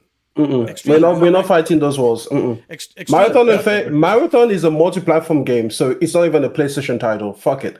The Fair Games, nah, shut that shit down next. That's the next one. Okay, we're gonna start over. Square one. Extreme. You are on the right track. We're just deactivating you guys. No. We're here to stay. We're here to stay. Lieutenant, your services are no longer rendered. Nope. You have your new orders. We're here. Collect your retirement. Thank you for your service. We haven't started yet. War's over, Rambo. Time to collect your retirement. Listen, we're gonna collect your retirement. PlayStation multiplarer within the next 10 years will be something to be respected. File for PTSD, post-traumatic stress disorder. We appreciate your service. Thank you. We are young and we are strong. Let me pin your medal. Thank you very much. You can Do I get a Purple Heart? Board the plane. You're done. You're done, Rambo. You know what I'm gonna be? I'm gonna be that Japanese. What is it? Soldier man in the forest that keeps killing villagers because I don't believe the war's over yet. Nah, I'm not going home. This is propaganda. This is what the Americans will say. Oh shit. J Hart says Raid 2. Oh, okay. The movie Raid 2. Okay. And then J Hart says that's his favorite. And then J Hart also says, I thought he was talking about Rush Hour. Jackie. Oh, snap. And then finally Liquidator says, my favorite Kung Fu flick is the ones that came on Kung Fu Theater on Saturday back in the days. Yeah. Deadly. That's all those are the ones you got to talk about. Those are the good ones, boy. Where, like, because of the dub, they'd be like, I would kill. Yep, man with the golden claw, baby. I will avenge my father's death for what you did. Oh, it's fantastic. It's fantastic. Timeless. Monty White says, I use dream of PS5 type graphics back in the PS2 days. I used to dream of PS5 type graphics back in the PS2 days. Really? Yeah. You are ahead of your time, my brother. You are ahead of your time. I thought PS2 graphics. All right. I remember Double Dribble and Tecmo Bowl was like, oh my God, it's so realistic. I know, right? Can I just say to all of the Xbox fans that do not believe in my theory that the PlayStation 5 didn't have to start from scratch and everything like that, because, it inherited the good fortune of the PlayStation 4, the great finale. PS5's a Nepo baby. Yeah, it is a Nepo baby, definitely. Is. But can I just say the Xbox inherited Microsoft's cash. So if you're going to be mad, that's true, at PlayStation for being PlayStation 5 for being a Nepo baby, $100 billion, you should be mad at Xbox for inheriting not even its own its own division's fortunes, but its $1 trillion parent company. This isn't like, oh, you inherited things from your dad. This is you inherited things from like your great uncle. The one that lives in Switzerland, but that doesn't like talk to anyone. One day he comes in and he's like, yeah. Here's $75 billion. Go ahead. Like, you don't even know he exists, but he's somewhere up in the family tree. They bought their way in the game with Activision, so they ain't going nowhere. Activision is saving Xbox. Oh yeah, they are. Pretty much. They're good. They're part. So all right, so we're gonna move on to the next topic. All right. But I think we could close this off with, you multiplayer guys, fuck this all up. All right, next topic. So I want to talk about Shuhei. All right, our boy Shuhei right here, right? So fantastic interview. Yeah. One of the greatest interviews. So Well done. what's interesting, and I select this part, right? Because it is a 2-hour interview. So Xbox content creators, fanboys, they quickly manipulated this interview, right? There's a part where they took a snippet and said that he was surprised Helldivers outsold Spider-Man 2. And they took that and ran with the narrative that he was disappointed in Spider-Man 2 sales, and thus this is why. Yeah. So on Twitter, they used that clip. Yeah, that's what. So when I was watching this, I'm like, this is nowhere near close to what they're doing. So you got Xbox podcasters and content creators and PlayStation haters, anyone with PlayStation derangement syndrome. We'll say that, right? Mm-hmm. They literally took his clip, and he does say this clip. He does. If you just clip it, you hear the clip that they use saying, that he was surprised Helldivers outsold Spider-Man 2. And then based on that clip, they push a narrative saying that he's disappointed in Spider-Man 2 sales, and thus this is why they're going the live service route. But then when you actually watch the interview, that had nothing to do with that. That's nothing funny. to do with. So now are you surprised though? Yeah. So what I want to do is I want to show, and here's the thing that really sucks, right? This is why, I'm sorry, but Xbox content creators and shit talkers, they really fuck things up, right? Because in reality, that actual conversation that we're about to hear applies to these cancellations, and we could have learned some great knowledge. But no, we can't learn nothing with these Xbox guys. We can't, because all they care about is capping for Microsoft. God forbid we just look at something and take the opportunity to be like, oh shit, the GOAT, one of the guys who helped PlayStation be successful, he dropped some knowledge. Yo, let's learn some knowledge. No, we can't do that. Not with these Xbox guys. This is why you really don't get much out of them and shit like that. Because when there's an opportunity to learn something, they won't take it. Because cucking for Xbox is always on their mind 24/7. They can't just sit back and take the opportunity to be like, oh shit, this is some good shit to learn, and let's talk about it in the community. Nope, can't have that, right? So for now, it's about 5 minutes. I want everybody to just listen, all right? Let me know. I'm gonna make sure the chat hears it, but here we go. No, about these games, but because we are a big fan of doing, Let me go created back. This environment for us to do my research beforehand. Not that I need any refreshers on Shuhei. All right, so to start off, so this is where it starts. So Greg is gonna go over the portfolio of amazing games that's under Shuhei's tenure, right? Many of the games that he greenlighted, right? And you're gonna hear it's a whole portfolio of games that he greenlighted, right? But Shuhei is gonna say, thank God, I'm paraphrasing, you guys don't know about the stuff we canceled. And then that's where the whole conversation leads into it. Okay. So this is about 5 minutes. This is really good stuff. Yoshida, but I enjoyed the way when you became a BAFTA fellow, they put out this. As president of SIE's worldwide studios from 2008 until 2019, Yoshida was among those responsible for producing several wildly popular franchises such as Uncharted, God of War, The Last of Us, Horizon Zero Dawn, Ghost of Tsushima, MLB The Show, Journey, Bloodborne, and 6 titles in the Ratchet & Clank franchise. I think being a hard ass paid off. That's a pretty great run of PlayStation exclusive games. Not even bringing in things like, The Last Guy that you guys did and stuff. Well, the good thing is, people don't remember bad games, right? People remember great games, and people don't know how many games we cancel, right? How many did you? We announced and canceled, so people know, about these games. Because we are a big fan of doing new IPs, right? Yeah. And trying new IP is always risky, right?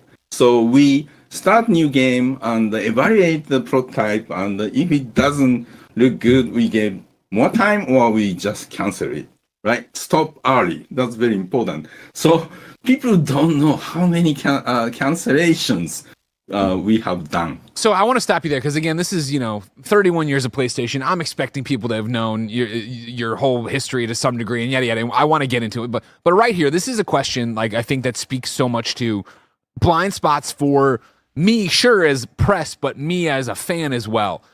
When you're working on a game, or you're either working on a game like when you were a producer, or when you're the head of Sony Worldwide Studios and you have all these developers showing games. How do you know when it is, well, let's put our head down and push for another year to try to find the fun in this, or it is, no, we're stopping right here and we're canceling this project? Well, you have to rely on your instinct, right? Sure. In the well, of course, how the game, well, what the team is trying to do, and what's the foundation they are able to develop to build the game upon, and their experience of polishing and finishing the game in the past, and of course like a commercial kind of thinking. How much more money we have to spend, and what's the revenue and profit we can bring in, and compare that. But forecasting sales is a black magic. No one can.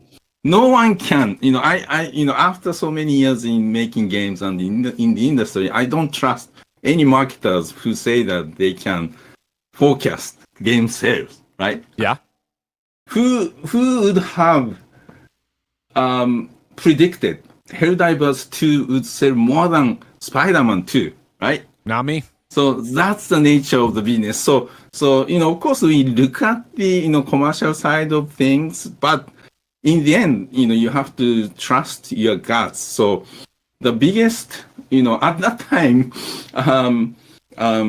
like a PS3 generation, it was a huge cancellation. The biggest one I did was project, two projects after we spent $25 million. So that was a huge cancellation at that time. But these days, the size of the games is even bigger. So, we see and hear about bigger cancellations. But, $25 million we have spent so many years, team worked on.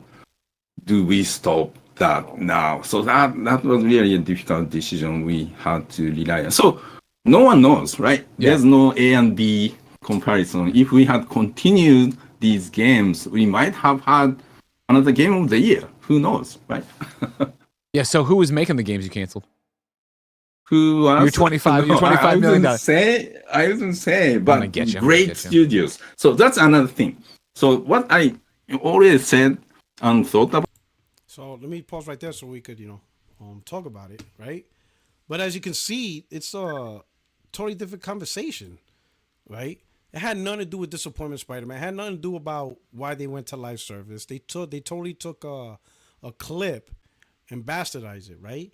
But instead of they've had to bastardize a clip to run a fake narrative and talk shit online.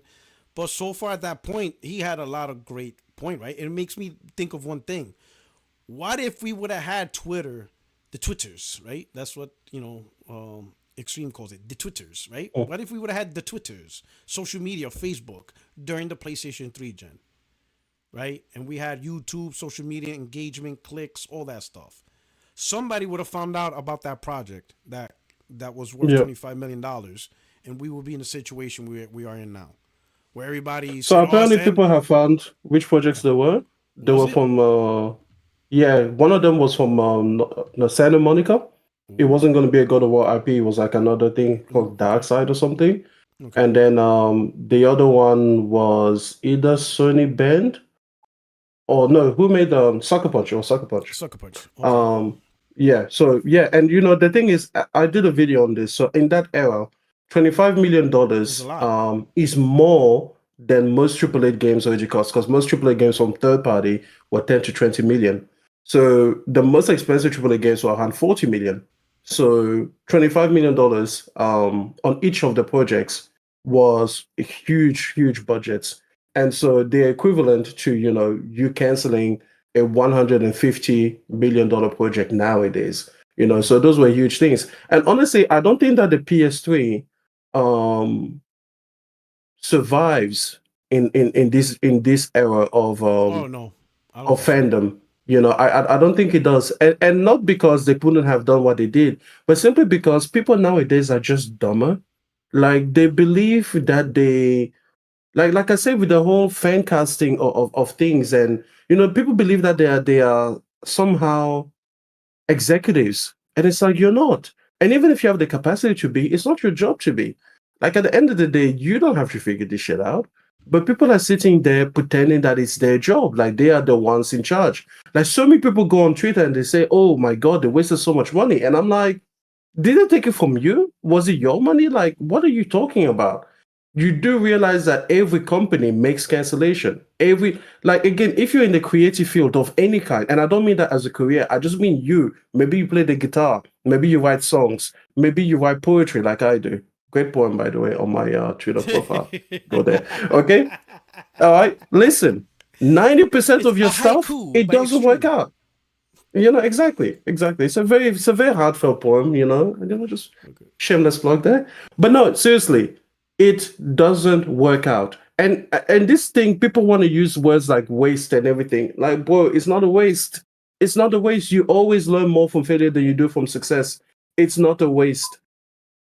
But guess what? It does set you back in time. That is the nature of the beast. Like, all of the time that you spend making something that don't work is a lot of the time that you spend making something that didn't work. But you're then going to use that to roll into the success, hopefully, of something that does work.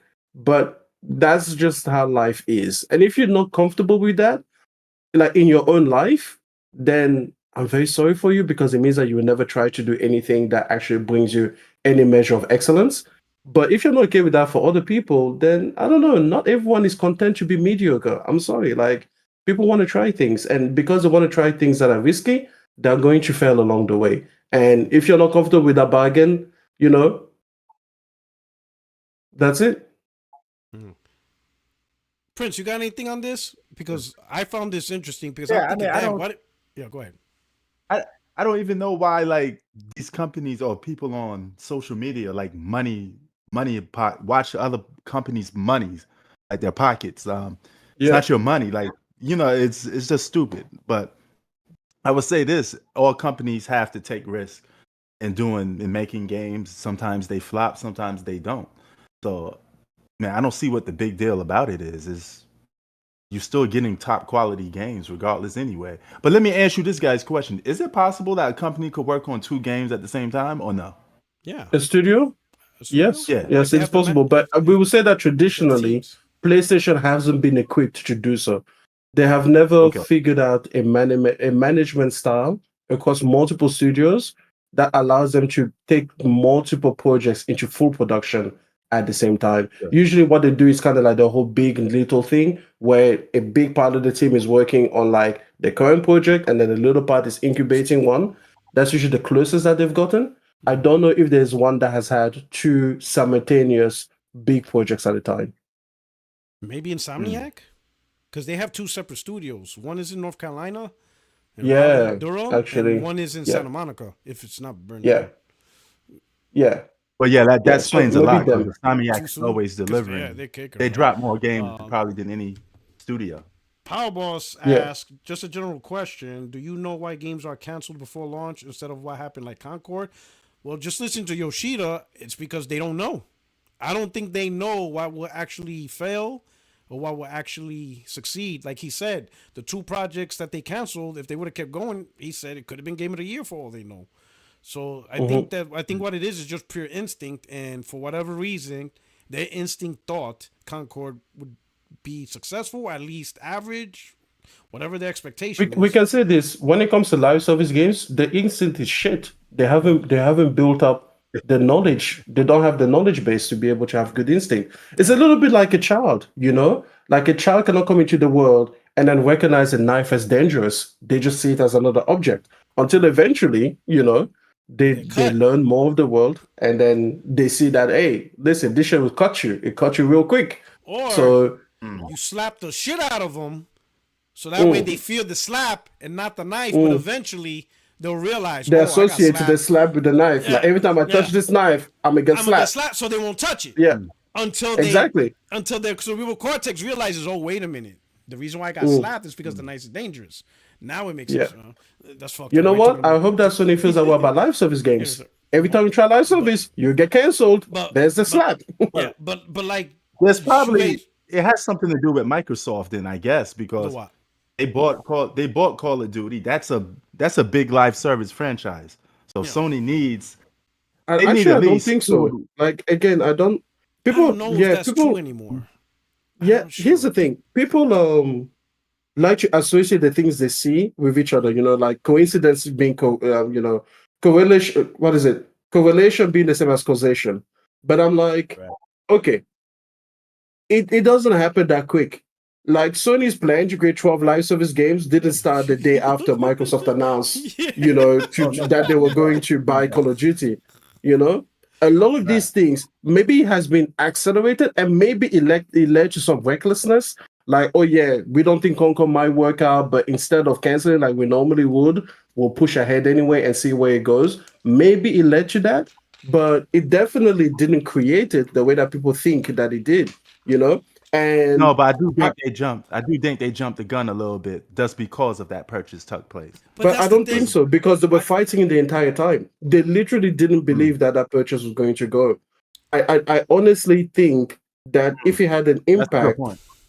it had a very insignificant one. And remember that Microsoft had offered Call of Duty up anyway, pretty much from day one. Like they were just PlayStation was like, okay, either you cancel this share, which is what I prefer, or we work on the terms because I'm not happy with the deal that you put up. But it was never going to be exclusive. There was no world in which it was exclusive. So I don't know. I guess human error can happen, and then maybe Jim Ryan panicked, like people keep pretending that they did, because everybody knows what Jim was thinking all the time. But from a corporate standpoint, I don't know, man. I don't think it happens that quick. So I had this Or could it be conversation with Jay though. they just Well, want to enter the market well, because let me most remind live you guys service something. games. Let me are- remind you guys something go ahead. though. They were making Xbox games while this was happening. Sea of Thieves was being ported. That's what's confusing about this whole thing. That's why I don't understand what happened during the ABK thing. I don't understand what happened. The whole argument, no, Call of Duty, PlayStation can't succeed. They were porting Sea of Thieves. Once Phil Spencer announced Sea of Thieves, right? This was January of 2024. And the game was ready to release in March. I'm thinking, hold on. They need at least a year and a half to get a port going. I mean, I can't see a port being done in 2 months. Well, you backtrack a year, that's March 2023. The ABK trials was in summer. So doing the math, while they were doing the trials, Rare was in Sony headquarters talking with Sony, getting dev kits and all this stuff. You know, to port Grounded, to port Sea of Thieves, Pentiment, and Hi-Fi Rush. So that's why I'm all confused. I'm like, yo, then what's the whole hoopla? And then look how fast Microsoft is supporting PlayStation right, let me Pro. ask you this though. Well, hold on, one more thing. So Look how go ahead. fast. Hold on, one more thing. Look how fast they're supporting PS5 Pro and Pisser. That's fast, meaning they've been known this is happening. They got the kits early. So I don't understand what happened in the ABK thing. I don't understand the fight. I don't understand Jim Ryan's concern. He's like, oh my God, Microsoft screw us over. Oh yeah, here's our dev kit. Yeah, here's Pisser. We're about to release the PS5 Pro. I don't get what happened. I don't understand the fear. While at the same time, Sony knew about Project Latitude. They knew that. Okay, so- But here's the I thing: don't know if, what even happened. if they knew Right, about you're Project saying- Latitude, right? Right, you're saying those games would have went. They was going to go third party regardless. So you're gonna even take without Call the of purchase? So you're gonna take Call of Duty, but you're gonna add more first party. That don't make sense. That's why, like the conversation Xbox fanboys having. Oh, God of War is gonna come to Xbox. Okay, so God of War, they're gonna put God of War on Xbox, but they're gonna make sure Phantom Blade don't come to Xbox. That makes no fucking sense. So for that, put Phantom Blade and Lost Well, that's Soul the and crazy Stellar part right Blade. there, right? So you're gonna make sure Stellar Blade don't go to Xbox. You're gonna make sure Phantom Blade don't go to Xbox. You're gonna make sure Lost Soul don't go to Xbox, right? But you're gonna put God of War. Where wins me? That Ballad makes of no Entree. fucking We sense. could go on and on. That makes no Okay. sense. That makes no sense at all. Like, well, you know what I'm saying? So that's why and again, that's just from my perspective. You're worried about Call of Duty while Phil's giving you first party proper games. Then why Well, are you worried right. about Keep this Call in of mind. Duty? The narrative around it. Right. The narrative around it though is they got nervous because they bought a company that's third party. So to avoid the government for a monopoly, they had to go third party. But you think they was going to go third party regardless? I think they were gonna go third party regardless. I think, in my opinion, I think this is all a facade. It just doesn't make sense, right? Everybody thought they were making Everwild, and the developers literally admitted that they were walking around in regular plain clothes so nobody would notice them. That's some fucking secret spy shit. They didn't want the world to know. They're having a hoodie, like they're cheating on their wives. And they were even working on what they said was, covered glass, so you couldn't see what they were doing, because they didn't want nobody, not even at Microsoft, to know, or whoever they were hiding from. They were hiding, saying, we got PlayStation dev kits. Yeah, we making PlayStation games. This shit is crazy, and that shit was all happening throughout the ABK deal. So I personally don't know. That whole shenanigan was weird, because while everybody was like, oh, this is a monopoly. Oh, Xbox about to get exclusives. It's only the Call of Duty things, and all these exclusives, and the gaming's fucked. Microsoft and Phil and Jim are like, all right, here you go, good deal. Looking forward to seeing these Xbox games on PlayStation. Oh, and here's the pistol. Right. Just to let you know, PS5 Pro, pistol technology. Oh yeah, let us get that. So that way we can be ready with Call of Duty and all these games to make sure we have pistol enhancements. This shit is crazy. So I don't know. That makes sense. This shit Especially based off the reports that they were going to shut shit down in 2021, right? Did you heard about that?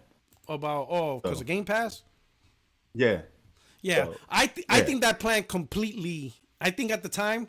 So just to recover, I think that statement is true, but I don't think it's applicable anymore. And the reason why I don't think it's applicable anymore, because they added a new strategy, which is, let's put games on PlayStation. Let's put games on Nintendo Switch. So now they have a new source of income, right?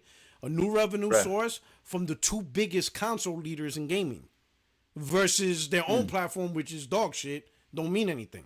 You understand what I'm saying? So I think I think the whole Game Pass by 100 million subscribers by this date, I don't think that's a metric anymore. I'm sure they want more Game Pass subscribers, but I think now with the addition of PlayStation and Nintendo onto their overall strategy, they have more ways to make money. So I don't think they're gonna get out of gaming, because they don't have to, because they're back in play. They're back in the two biggest console makers now. But where does that pit Game Pass in? If their consoles are gone, what happens to Game Pass? Are we doing it on the console? What are we doing with that? No, so I think right now, they might make one more console for that transition, but I think they're gonna rely on PC and cloud. I really think Microsoft thinks they could get gamers onto the cloud, which I don't think that's a good move, but I think they believe they can. I think they believe they can get gamers on the cloud and enjoy Game Pass on the cloud. I think they really believe that. I think they really believe that when Microsoft's ready to tell them, hey, enjoy Game Pass on the cloud, I think they believe so many millions of people will say, all right, sir, and just follow orders. Yep, cloud suck. Consoles suck. We love cloud. I think they really. Good luck with that. You've seen what happened to Zune and all the other stuff, hardware that they had. So we'll see, right? But so Yoshida, though, what I would talk about, going back to him, imagine PlayStation 3 era having the Twitters and Facebook. Yeah, I don't think PlayStation would survive, because imagine during that, because PlayStation was already in a bad place with the $600, the sole processor, worst performing multiplats, all that shit. Then you throw in virtual news, $25 million. Oh no, that'd have been doom and gloom. Exactly. That's all doom and gloom. All doom and gloom right now. Sony's dead. And with 360 being successful, so while Sony's canceling projects, Microsoft's getting Mass Effect, BioShock, Halo 3, Gears of War, Lost Odyssey. Oh, it would have been bad. It would have been bad. It would have been much monumentally worse. You know what I'm saying? The virtual would have been, would have been crazy. Let me go back. Let's see what else he says. About is great team, talented team, brilliant people, and spending so many years in a project. They worked so hard. Getting that project canceled is so harsh, right? For sure. So hard, so gut crushing. So in order to make it a little bit more acceptable, I always said that I don't want you people, great people, to spend another 3 years on this. Rather, I want you to start something totally fresh and new. So that's the better way of spending your talent. So That's how I try to explain. And they were like, "Screw you! I quit. I'm not working for you another 3 years. You're killing my game." Some of them. Some of them did. Some did. So I appreciate so much that obviously we're not going to talk about the specifics of these games that were canceled. That's fine. So stick with me. Let's do a positive take on the line of questioning we're on. For you, as Worldwide Studios boss, what do you think was the most unexpected surprise? You brought up Helldivers 2, which of course is after the fact. That's more recent. You were already over on Indies. But when you were there, what was a game that you're like, oh, this is cool and it's going to do fine, and instead it went to the moon? Went to the moon. That's a good way. That's a positive. Oh, yeah, that's up. That's a positive. Through the roof. Went to the moon. Through the moon. Well, I have to say Gran Turismo, right? Gran Turismo. Really? Yeah. Well, so the team... it was one of the first game I co-produced with Kazunori Yamauchi, and they had done 2 Motor2 Grand Prix games, like a kart racing games on PS1. That was a great game, great car feel. Yeah. But their next game was the Gran Turismo, and of course the game had amazing visuals and a great, car physics system, but yeah, so when the game was launching, I was hoping that, if this could do, million or maybe 2 million units or, like that. Yeah. Did like 10 millions and tens of millions. So, yeah, I have to say, Gran Turismo was the first, huge surprise, in a good way. That. All right, so yeah, that one surprised me. So, just going back to that. So it just I think it just hops on to what he was saying, right? They didn't know Gran Turismo was going to be a big seller, and I guarantee they didn't think that it was going to be their number 1 franchise, a racing game. He said he was hoping 1-2 million. I think it ended up selling 11-12 million on the PS1, which is a huge. That's crazy. Huge crazy. That's crazy. Way exceeding your expectation. To expect 1-2 million, and that game bust out 10 million, 11 million for a racing game. They're like, what the fuck? Like, yo, that studio instantly became like, yo, Polyphony Digital is that dude going forward. He gets whatever he wants, right? So that's pretty incredible. I didn't expect that personally. I did not think he was gonna say Gran Turismo as that breakout hit, but something new. And I guess that's just a testament of you really don't know what's really gonna pop in this one, right? And stuff like that. Yeah, definitely. I mean, for me, the most recent one has definitely been Horizon Zero Dawn.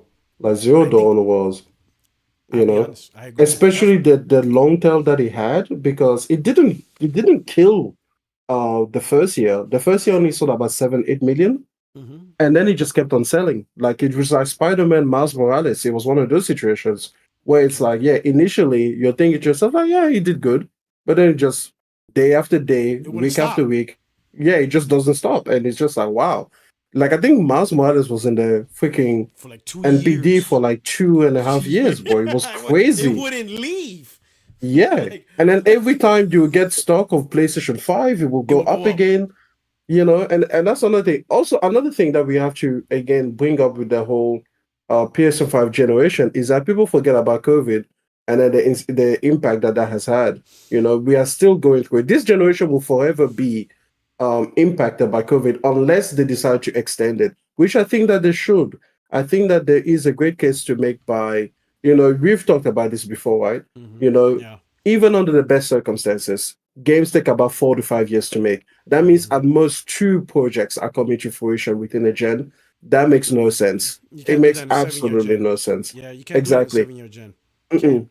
The math makes absolutely no sense. I think this generation should be 10. And honestly, having taken a look at what the PC has going on with the 50 series cards, I don't think there's anything that indicates that, there's been a breakthrough in technology that's going to be like, we need to get you that now, I think for me, I was looking from the 50 series, if they were going to be like 50% to 60% more powerful, I would have known that something on the compute side, maybe they went down all the way to like 2 nanometers or something like that. That would have indicated to me like, we can actually get much better performance out of these chips rather quickly. But now that they only went from like, I think the 40 series was on 5 nanometer, and then the 50 series is on 4. It's not that big a difference. For most of the things, it's going to be between 8% to 20% jump. I don't want a PS6 that is 8 to 20% better than PS5. Like you can hold that one back, you know. So yeah, Especially that's now they what I have the think. Pro. The Pro makes it also, Exactly. You so know, better. So now, do you base the PlayStation 6's power performance technology off the base PS5, or no, do it you has to be better count? than the Pro. It has to be Huh? better It than the has to be off the It Pro. has I to be better agree. than the It Pro. can't be Yeah. off the base Yeah. But PS5. even 8 to 20% better than the Pro, I don't need that. Like, No. imagine if you buy a Pro in 2024, 2025, and then, 3 years later, they're like, hey, here's a PlayStation 6, or it's 8% better than your Pro. You'd be like, What? what? What for? Like Like, what? Like yeah, that would be whack. It needs to be severe, Yeah. and they might yeah. that would be whack, and they might you need time for that one.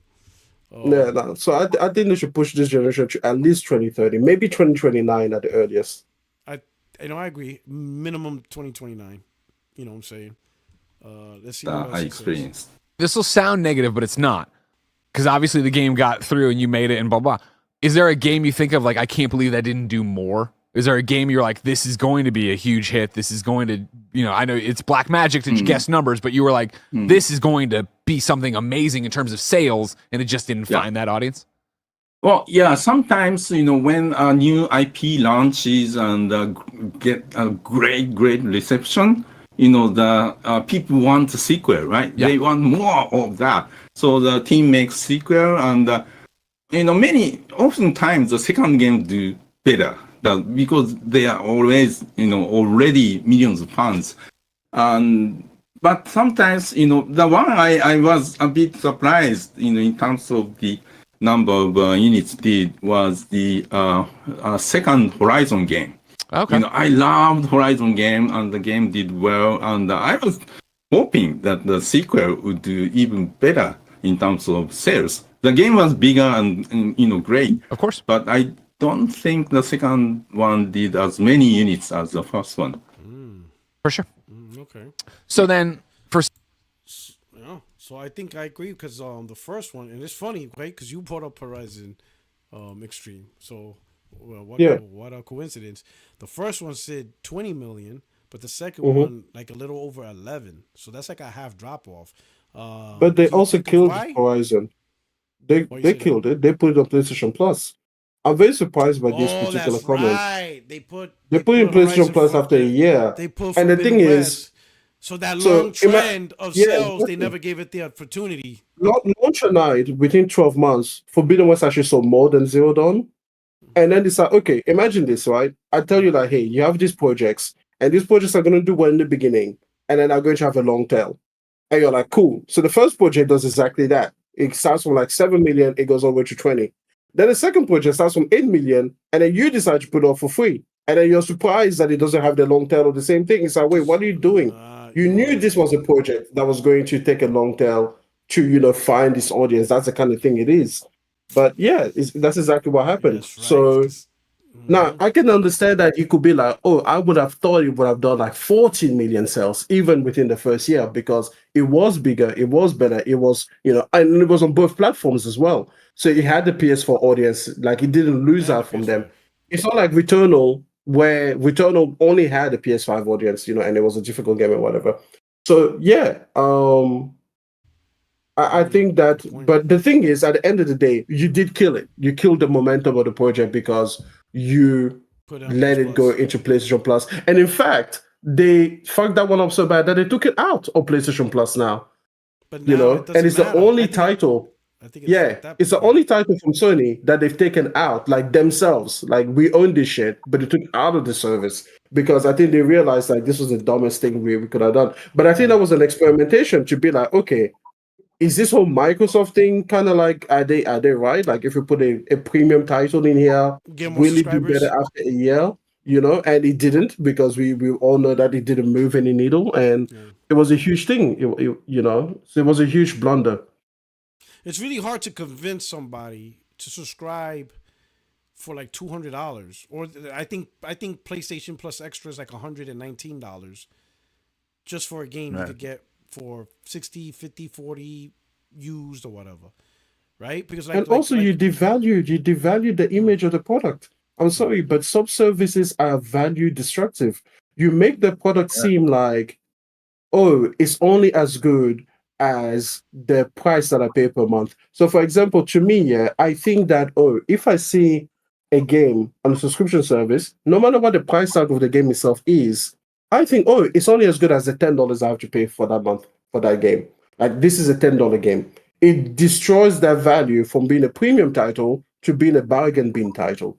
And I think that even for people who are going to go out and buy it, they're like, I get you later. Like, number one, it's on the service anyway, so I could always get that. But number two, if they're putting it here this quick, it's a bit like when you see a game like Dragon Age the Veilguard be half price a month after it releases. You think it's yourself like it wasn't that good anyway. Like it was never it that was never premium meant to be that $70 price. title, you know? Right. But even more so, I think, when you put it in the service, you in the collective mindset, in the human brain, you're like, yeah, that title is like a $3, whatever, because they can just get rid of it. Mhm. A monthly rental, pretty much. Exactly. It's Yeah. it's basically. I was gonna make some kind of like, what, doesn't even matter. We don't even need to go into it. But yeah, it's just you devalue it in the mind of the consumer, and you do yourself a great disservice by doing that. So I hope they never do that shit again. Like I like PlayStation Plus, I do, but it's like games should only get in there after about 2 years. Like they just put God of War Ragnarok in there. That makes sense to me. Okay. Right.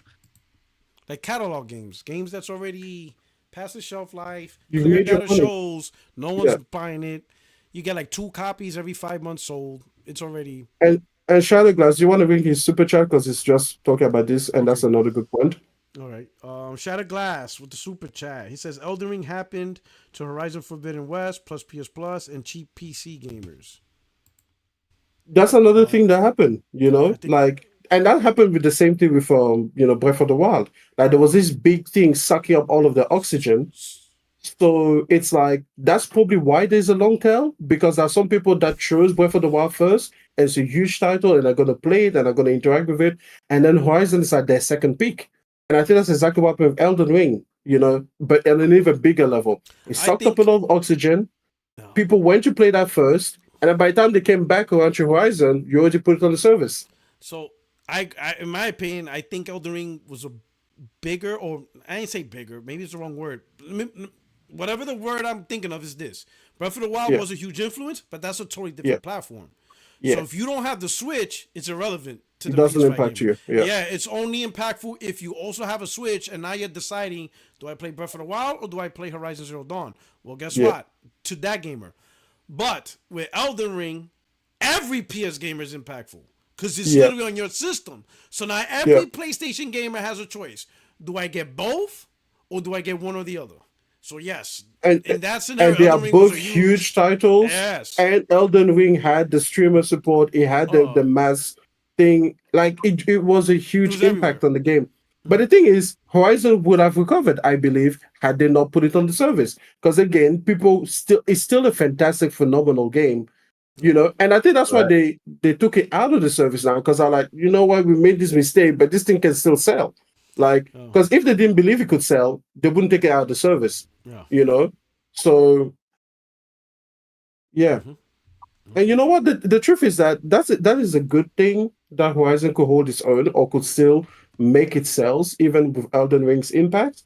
But yeah, Sony decided to fuck around and find out, and there they are. They found out. Mm-hmm. No. All right. Let me move on to the next topic. So this has to deal with GTA 6 and potentially being $100. So here's it is. There is hope that GTA 6 will cost as much as $100, says analysts. $100 price point for GTA 6 would be a turning point for the industry, it's claimed. A video game analyst has claimed there is hope in the industry that GTA 6 could cost up to $100 so that other companies could raise their default prices as well amid global inflation and swelling AAA development costs. Matthew Ball of Epilion has released his State of Video Gaming in 2025 report, which muses on how the video game industry could change in the forthcoming year. One large focus of the report is Grand Theft Auto 6, which will doubtlessly be the biggest video game release of the year should it make its planned 2025 release date. According to the report, there is hope within the video game industry that publisher Take-Two will use the unprecedented excitement around GTA 6 in order to bump up the default price of the game to $100. It is believed that if Take-Two took this step with GTA 6, a game that will sell incredibly well regardless of the price, then others could follow suit and potentially aid in recovering spiraling development costs. GTA publisher Take-Two was one of the first to raise the price of games from $60 to $70 in 2020, using the transition to the next generation of consoles as an excuse. While it is likely that GTA 6 will be released with a $100 version as part of a lineup of various special editions, it's currently expected that the standard case game will be $70. Gaming budgets have exploded in recent years as expectations have grown for how much content is included in a game. However, in response to this, video game prices have stayed largely stagnant outside of the recent $10 bump. In order to offset this, game makers have begun offering incentives that they can produce without any extra cost but still charge for. For example, many large games now offer an early access window of a few days to those who are willing to buy the most expensive version of the game. Here is my question. And this goes back to, how do people who have careers, jobs, and are smart on things end up so dumb in just the most obvious? Why would an analyst think that even if GTA 6, because Rockstar, Take-Two's like, you know what? The last GTA was 2013, and all we done was remasters. So this game is 12 years in the making, and it's obviously one of the biggest IPs and most awaited games, and the GTA line is going to explode. GTA 5 sold like 100 million copies. So it is like literally probably the biggest purchase game. I know people say Fortnite is the biggest game, but a game you have to pay for, GTA 5 is the biggest. Because you have to buy it, and that it was on MPD for like 3 years. So that game, if they decide to sell $100, I see that as no different than Nintendo when they decide to sell, Tears of the Kingdom for $70. That one title could get away with it. But notice Nintendo didn't do that across the board with every game after Tears of the Kingdom. Because every game after was not Tears of the Kingdom. Not even the Pokemon games. No game is like Tears of the Kingdom. Only Tears of the Kingdom could get away with this. In my opinion, Grand Theft Auto 6 is the only one that could get away with a $100 price tag. What would make any analyst or anybody in the industry think that if GTA 6 could do it, they pop the cork, everybody could raise their price for $100, and there will be no consequence to that decision? What do you think? We'll start with Prince. I'll start with Prince. What do you think? Yeah. Would you pay Assassin's Creed Shadow for $100 base price? Would the next No. Call of Duty be worth $100 base price? Absolutely not. Because I only play campaign mode. So for a 5-hour campaign for $100 is it's not for me now. But if any company could get away with it, it is GTA, but that's just a one game. So that's a once in a lifetime generational blow the door off the hinges type of game, right? So no, I think that's a bad idea. I mean, you're really pushing a lot of people back because most people don't even want to buy games for $70 right now. I know a lot of people that don't even want to buy games for $70. So imagine if I'm telling somebody buy a game for $100. We got problems. Okay, you're like, you crazy. Especially now, you're not even sure if the game works properly at launch. With the day one patches and all this unoptimizations and all that stuff, right? The quality control. Oh, yeah. There's only a few studios you can trust that could generally release a very well great product, right? One of them being Nintendo, PlayStation is one of them, right? Maybe Rockstar, right? But a lot of games have some issues and stuff like that, and that's at $70. Now you're gonna charge $100.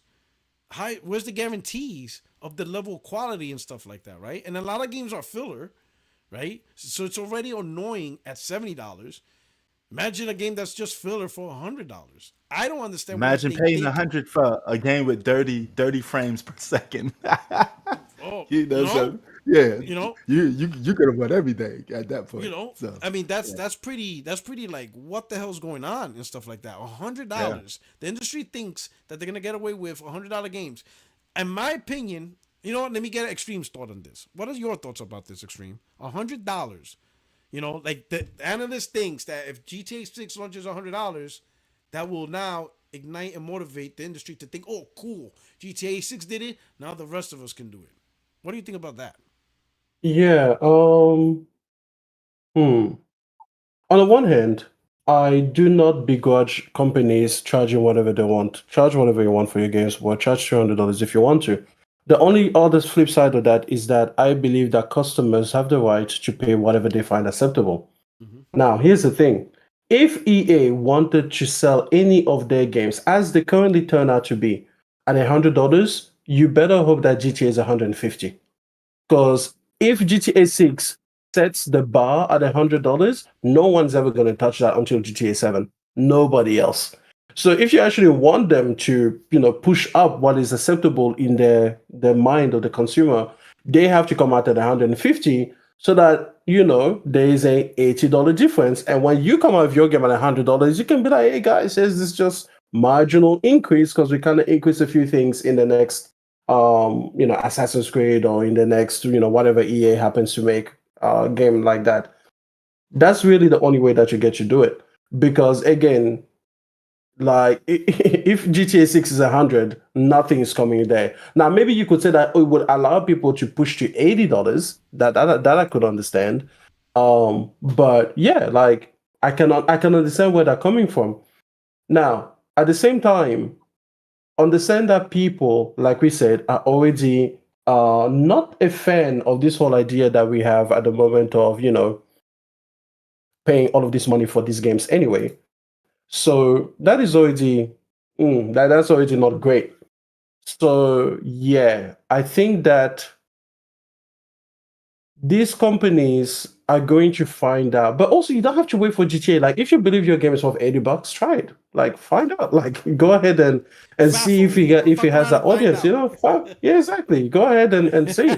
Because here's the thing: at the end of the day, um, it depends. It's a balance. The higher the price of something is, the more exclusive or the more niche the group of people that are willing to buy it is.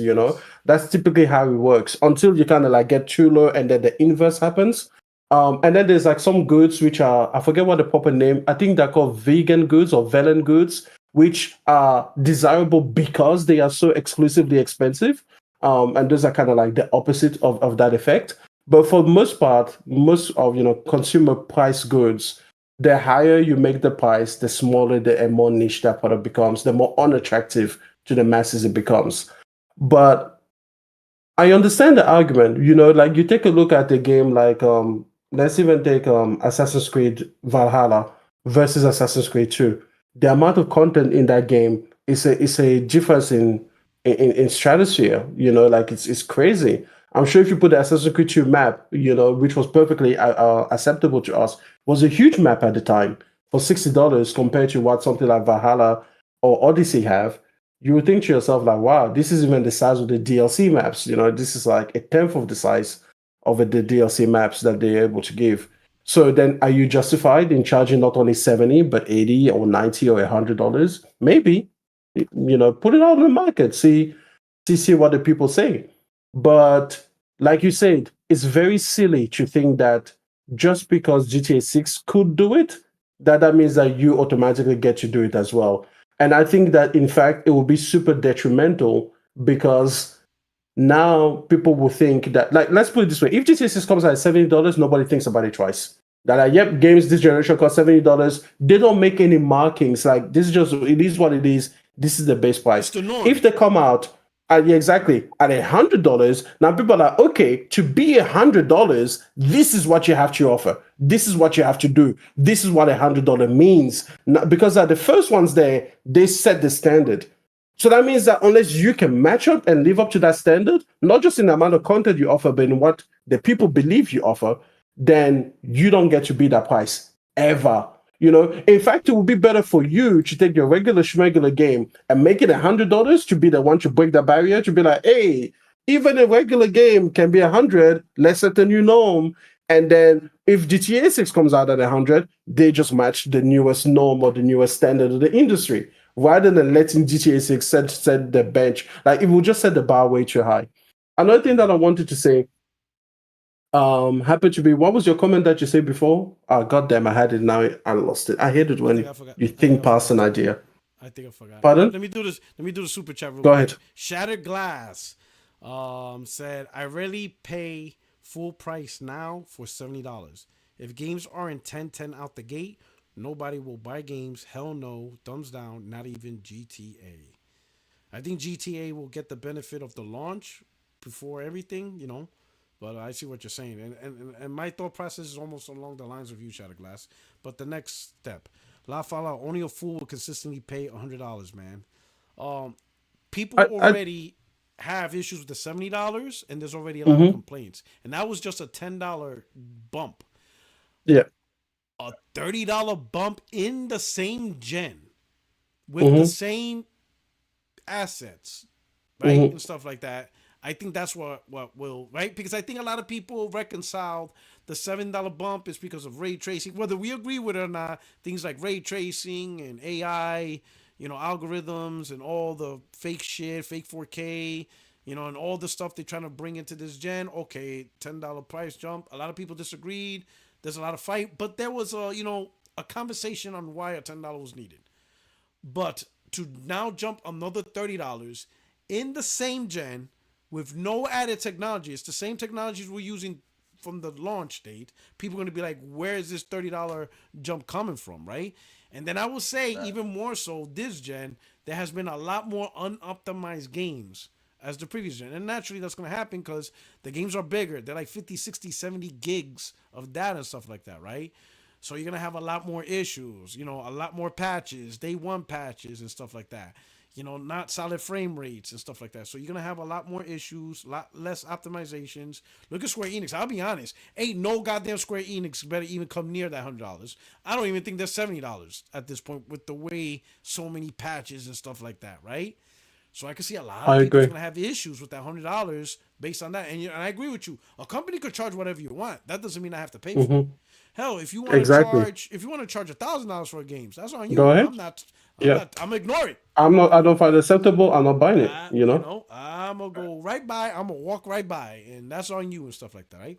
But here's my question, because you bring up a great point about, you know, niche markets, like Ferrari, Lamborghini. Those markets work because that's a Well and niche goods. but Yeah. high value market, right? Yeah. Honda doesn't work that way. Honda is meant to be a mass producing, mass population market for the masses. Is gaming a mass market consumer thing, or is it a niche? Is it slowly becoming a niche Ferrari type market? What is gaming? So Where does I just want to gaming fall? explain. I just want to explain the economics. I guess the science behind it or whatever the studies behind it. So they're called Veblen goods. Veblen, and they are goods for which they're luxury good for which the demand increases as the price increases. That's the thing that makes them kind of the reverse of our traditional economic mindsets. And things like Prada, things like Gucci, things like Yves Saint Laurent, certain perfumes, so especially fashion brands, and everything like that. Designer things, like for example, there are Versace sofas and couches. Like if you guys don't know about the Versace sofas and couches, well, they exist. They are like Bulgari sofas and So the couches and revenue good is everything. the status behind it, and you were able to acquire that status. But the most Like, important part like is that the more expensive it is, the more the demand increases. yes, That's the thing that fucks it up. Because normally, like an expensive thing is still fine, but it loses customers along the way, even if it gives more status to the product, right? But the thing is, it loses customers. A Veblen good is the opposite. The more expensive it is, the more customers it gains, despite the fact that it's more expensive. And we like don't, that's not watches, the reality for games, like watches is a you know? perfect example, right? Because a Yeah, so if you have watch, like AP watches, and everything like that, then yeah, yes, you have that. Like Patek Philippe watches also do Patek that, Philippe, you know? especially when you own it and then it gains value. Now they resell it for Yeah. $12 million. Now somebody wants to hmm buy it for 12 when it was There you originally go. 800,000, Yeah, and it just keeps exactly. getting more and more, and now more people on the resale value. There you The go. resale There you value go. keeps going up because it's rarer and rarer, and over time, as more break, and they realize, wait a minute, Philippe Petit created 1,000 this watch, and now they realize there's only 100 because other people didn't take care of it. Those 100 Yeah. are now more valuable, and now everybody wants it. So yeah, I see what you're saying. Another thing is But definitely now, like with art, like Da Vinci, Leonardo da Vinci art, people want it, but the reason that people want it is also because a lot of these super wealthy people see those things as investments, like you said. Like I'm going to buy this Leonardo da Vinci, original thing. I'm gonna put it in a vault somewhere, make sure it's temperature controlled, and everything like that. It never sees the light of day. And then 10 years later, I'm gonna come back and make an auction, and I'm going to make 50, 60, 70 million dollars more than I paid for it. M is way louder than you are. Jesus Christ. Let me turn myself down for a bit. Sorry about that. Actually, I'm at the same level as I normally am. But anyways, it's not a reality for games. It's not a reality for games. So I believe that these companies, like we said, can charge whatever they want, but we will pay whatever we find acceptable. Here's another reason, though. I will say this. This is what I wanted to say earlier. I think that GTA is not really deserving of the price increase. And let me say why. Most of the money will come from GTA Online or from people buying the standard GTA to get the shark cards or whatever in order to put that credit towards GTA Online. And I'm sorry, but there's something a little bit tacky when you've made billions of dollars of just GTA Online shit and you can't give the base game at even $60. Like, if any game is going to be, kind of keep its price down because it knows it's going to make that money, I think it should be GTA 6. Because even if GTA Online Part 2 comes out later, let's say they don't even update GTA Online and it's the same online game. Every time you buy a physical copy of GTA or, whatever, a physical copy of GTA 6, you're still going to get those shark cards or whatever it is that these people want to get in those things. So that's why I think that the price should be kept down because the microtransaction money is still going to be there. Like, at the end of the day, that's where most of the money is going to come from. So it's like, give people a bone, okay? Make the initial price lower because you know that you have a cash cow in the online segment. So let me reach out. Let's say this $100 thing happens. Let's sandbox this real quick. Could this $100 implementation, and they do it this gen, let's say GTA 6 launches $100, everybody's like, oh snap, but obviously people still buy it, and then all of a sudden the next games that start, in my opinion, would be the games that are the most popular games that for sale. So like Football Club, Madden, college football, NBA 2K, right? And the reason why I say those games might be the next one in line is because some people, that's all they play. So even if you raise the price to $100 on them, they put in thousands of hours anyway. So to them, it's like, this is really the only game. And they do way more microtransactions anyway, so they don't care. If a person is going to be like, oh, here's a 70 game, but you're going to spend $1,000 in microtransactions of just 1 year. So you're not going to care about that. And then they're like, oh, here's $30 more. You don't give a fuck. Like, it didn't change your overall budget by that much. Because that's all you really play. So I could see the Maddens, the football clubs, the NBA 2K. They'll be the next one in lines to bump up 100 because everybody puts 1,000. The next game after that, I could see Call of Duty being the next game after that, going up to $100. Because again, some people, Call of Duty is all they play. Some is literally Call of Duty Madden or Call of Duty Football Club, Call of Duty Basketball. Those are the two games. They go back and forth, and they literally spent the whole year thousands and thousands of hours on that. I have a friend like that. I have a there's a lot. There's a lot of several friends like that. Almost everybody. My a lot of people like that. Over here, yeah. 2 games. Yeah. Call of Duty and some type of sports game. And that's it. Can I just say that he plays Football Club now so much that his girlfriend, his wife now, calls the PlayStation 5 FIFA. She literally just calls the entire PlayStation, she calls it FIFA. She's like, are you playing on the FIFA again? And I was like, what do you mean on the FIFA? And he's like, that's what she calls the PlayStation. And I'm like, this is your fault. Because I tried to get you to play other games, but you refuse, and all you do is play FIFA. No wonder she does. Guapzilla. A lot of games will be flopping, basically. Guapzilla said, if it's not a reality for games, why is Nvidia a million times more successful than AMD? Because I don't get the you're talking about parallel, the Veblen goods about how the more expensive they are, the more desirable they are. Yeah. I don't know exactly why Nvidia is way more expensive than AMD. I think AMD just had a big string of bad luck when they, in the middle, like for example, 2010, 2000s, 2010, you didn't get AMD systems. You knew that they were way worse than the Nvidia products, So I think they just had that stigma and they carried it, and for good reason. It's not like they make good products and people just didn't buy them. It's like, no, Nvidia was much better. And I think that Nvidia was then able to be like, we have pretty much a monopoly on the gaming consumer market, and we can set the prices however we want, and that's exactly what they did. That's what I think. But how much more expensive is Nvidia over AMD? It's not that ridiculously. It's like, is it twice the price, 3 times the price, 5 times the price? I don't think don't it's like 10 think times it's the price. no, but here's the thing: when AMD came back with actually good products, they priced them close to Nvidia products.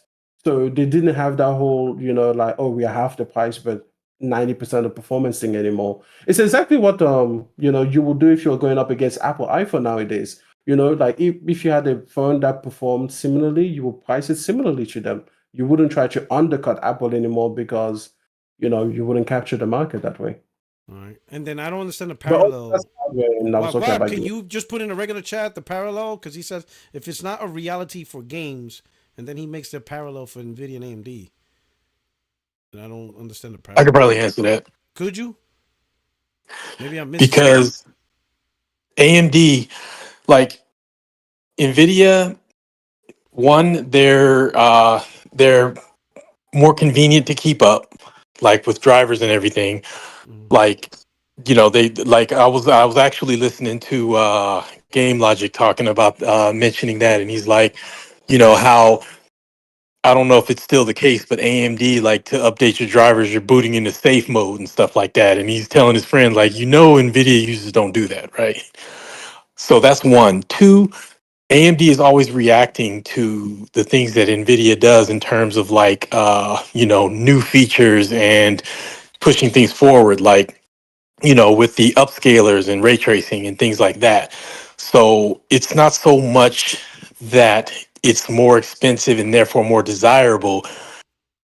The cards just do more desirable things, and it does more desirable things better. And like with AMD, there's the argument of, they say, well, the rasterization is better. Well, the rasterization is better, but not by a huge margin. And the minute you turn on features like ray tracing, which people try to say that it's it's a gimmick or it's a useless feature, I highly disagree. When you But have the card that could do it, you yeah, want it. it's not a gimmick. I mean, with some games, it's not implemented well, of course, just like with anything, there's exceptions. But when you play a game that has advanced ray tracing and games that don't, and then you turn it off, it's the difference is in some cases can be really, really stark. So that's the big reason why Nvidia can charge more, is because, I mean, I don't agree with their pricing, but I also paid it because, I mean, Then how do you not agree? yeah, like, you know what I mean? Like, well, I mean, obviously I don't want to pay, the I high agree. prices that they charge, but at the same time, it was like I could, pay less, but I wouldn't have the features that are important to me. So, that's the main thing. It's not so much, a prestige thing. It's just, they have the features, they have the convenience. I mean, you go to the NVIDIA app, you update your drivers, it takes like as long as it takes to update your PlayStation controller, the firmware. Or if you have a firmware update for your console, it's like it takes that long, like a minute, 2 minutes. So, that's why they can charge more. Hey, so what's the price difference between, let's say, a 4090 and the top of the line AMD card? Chat, you can answer that question too.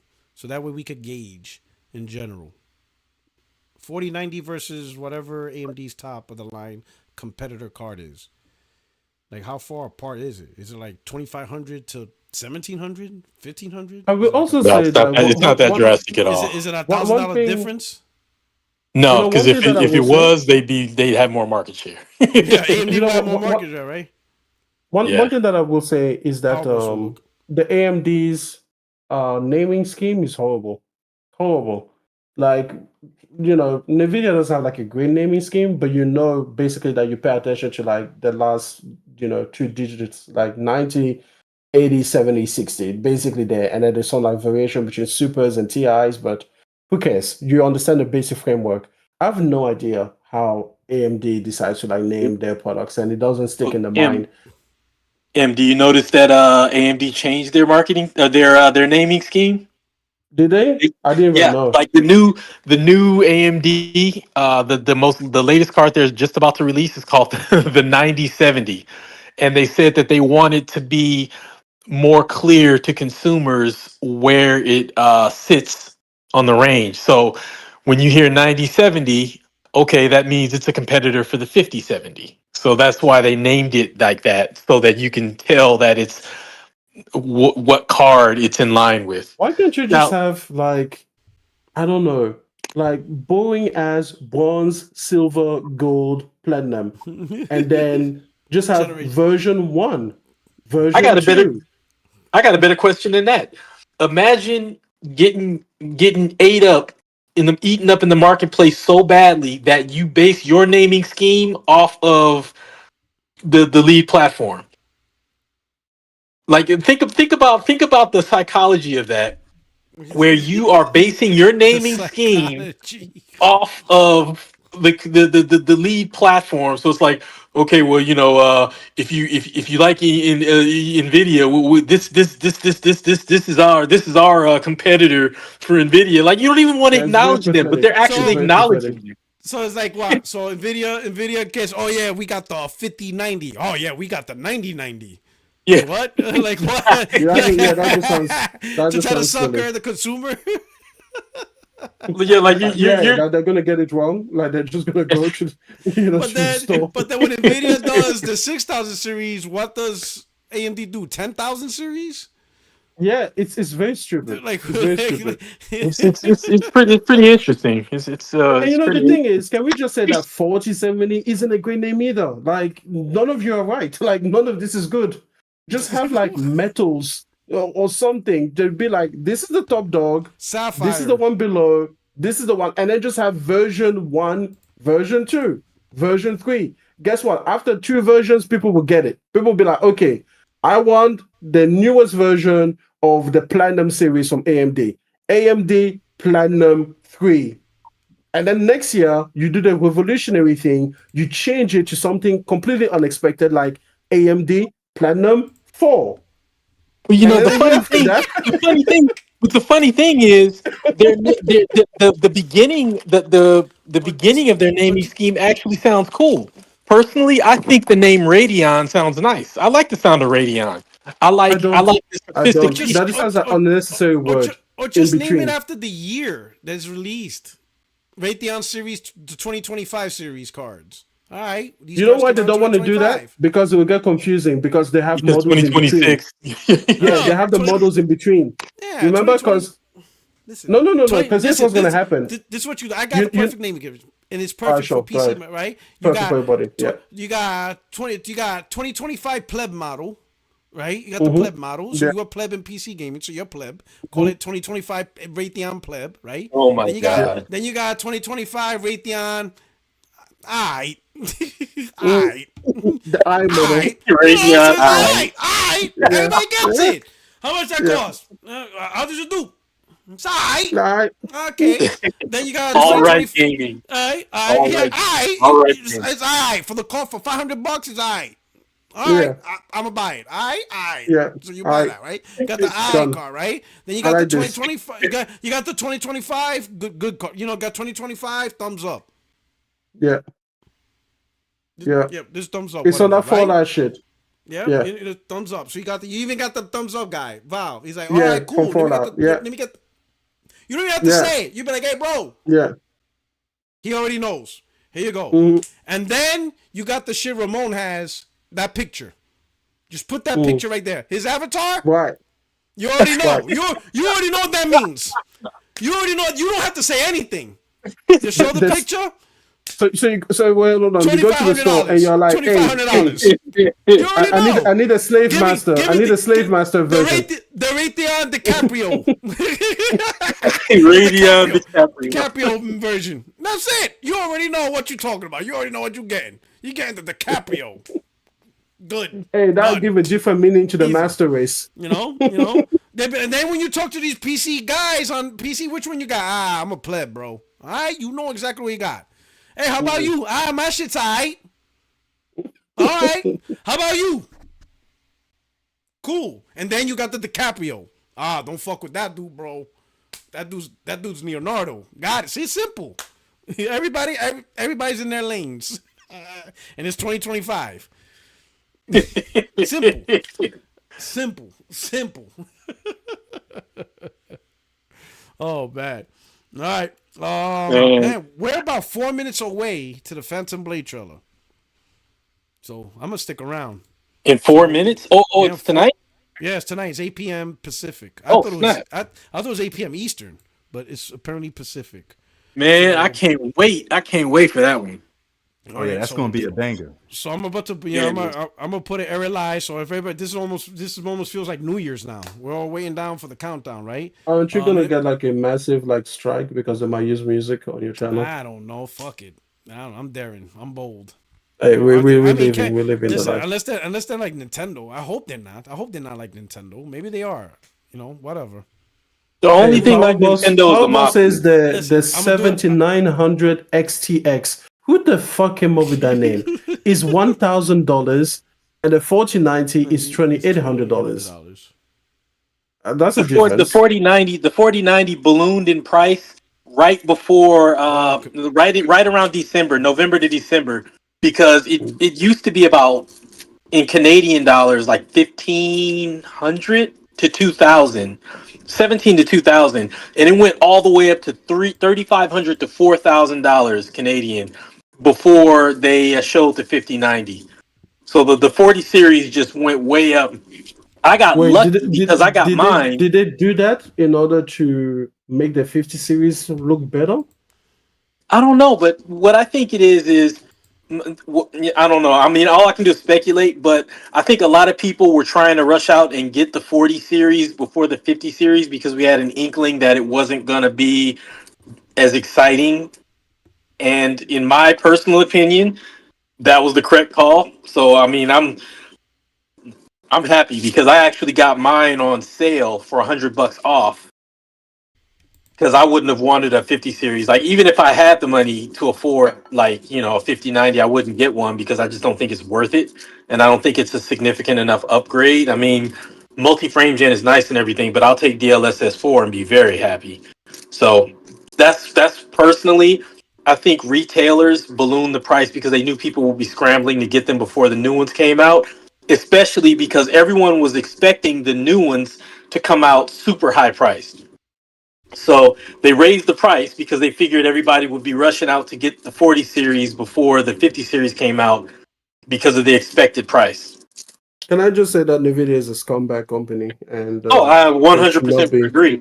There should 100% not be. And here's the thing. I realize that a lot of PC gamers are not actually like excited about gaming on PC, or at least they don't talk about PC. Because you talk about a lot of PC gamers, and the thing they're actually excited about is the parts in the computer.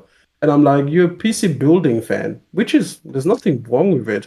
Like, there's some people that enjoy cars because they get to work on them.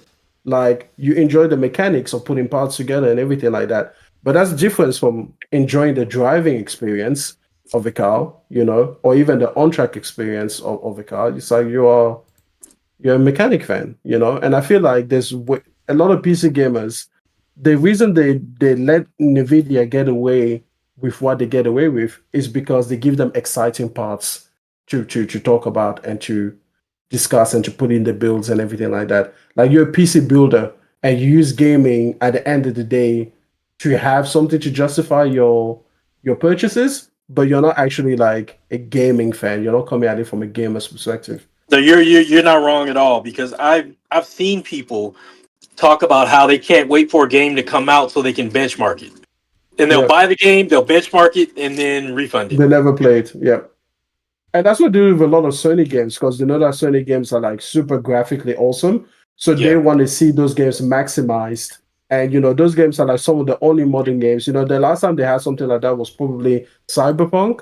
And Cyberpunk has obviously done a great job with like path tracing and implementing those features into Yeah. the cards. But it's like, yeah, I don't know. Like in my Like that's experience, PC builders are way more numerous online than PC gaming fans.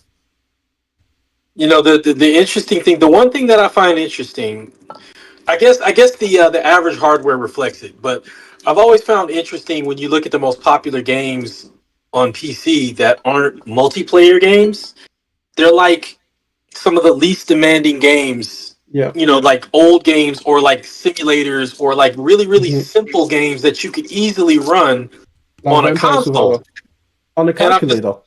yeah, yeah, it's just, I've always found that interesting. I mean, I guess, I'm not the typical PC gamer. I'm a console gamer who plays on PC.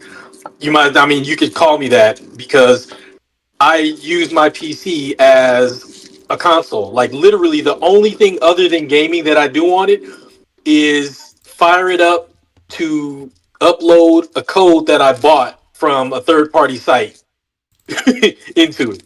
Like I don't do anything on it but game. So like, I guess maybe that's why I don't understand it, but yeah, it's kind of weird All to right, me people. anyway. Time to see the trailer. It's up. So, All right. ladies and gentlemen, all right, let's get that, break out that popcorn. Let's go. Here we go.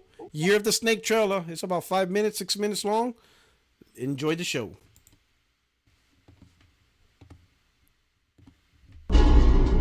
Your internet better not let us down, bro.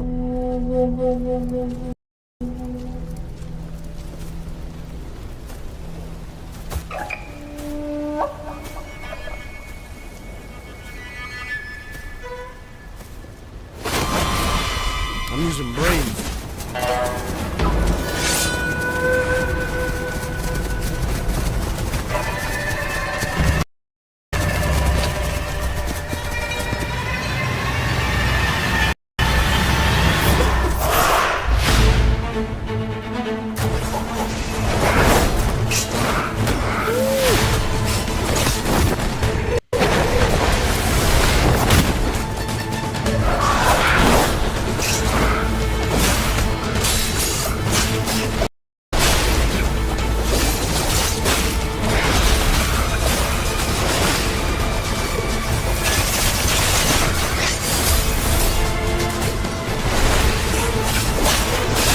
Hold on. Let me pause it. Everybody's like, ah!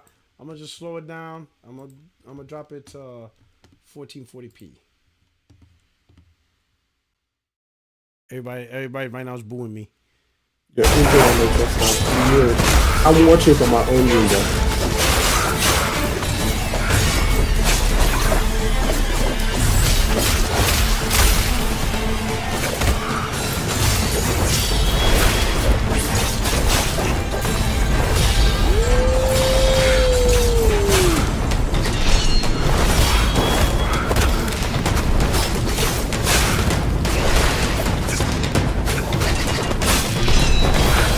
Oh yeah, this is a day one ish. Oh yeah.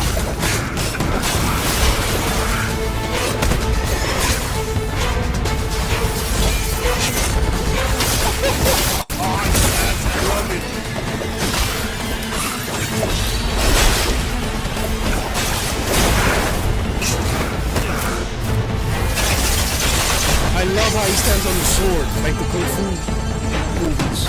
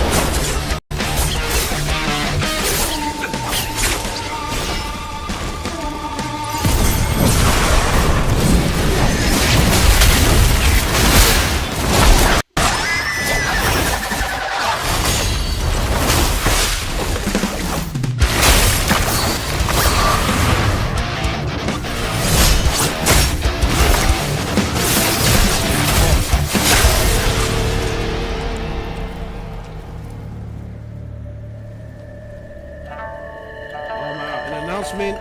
Oh hell yeah! 2025.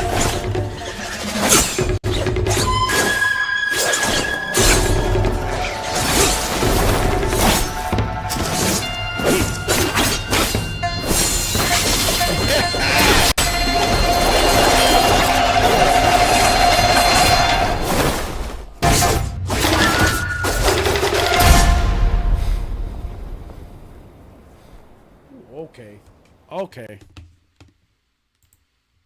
Oh man, that trailer was fire. That's what I like. That's what I like to see.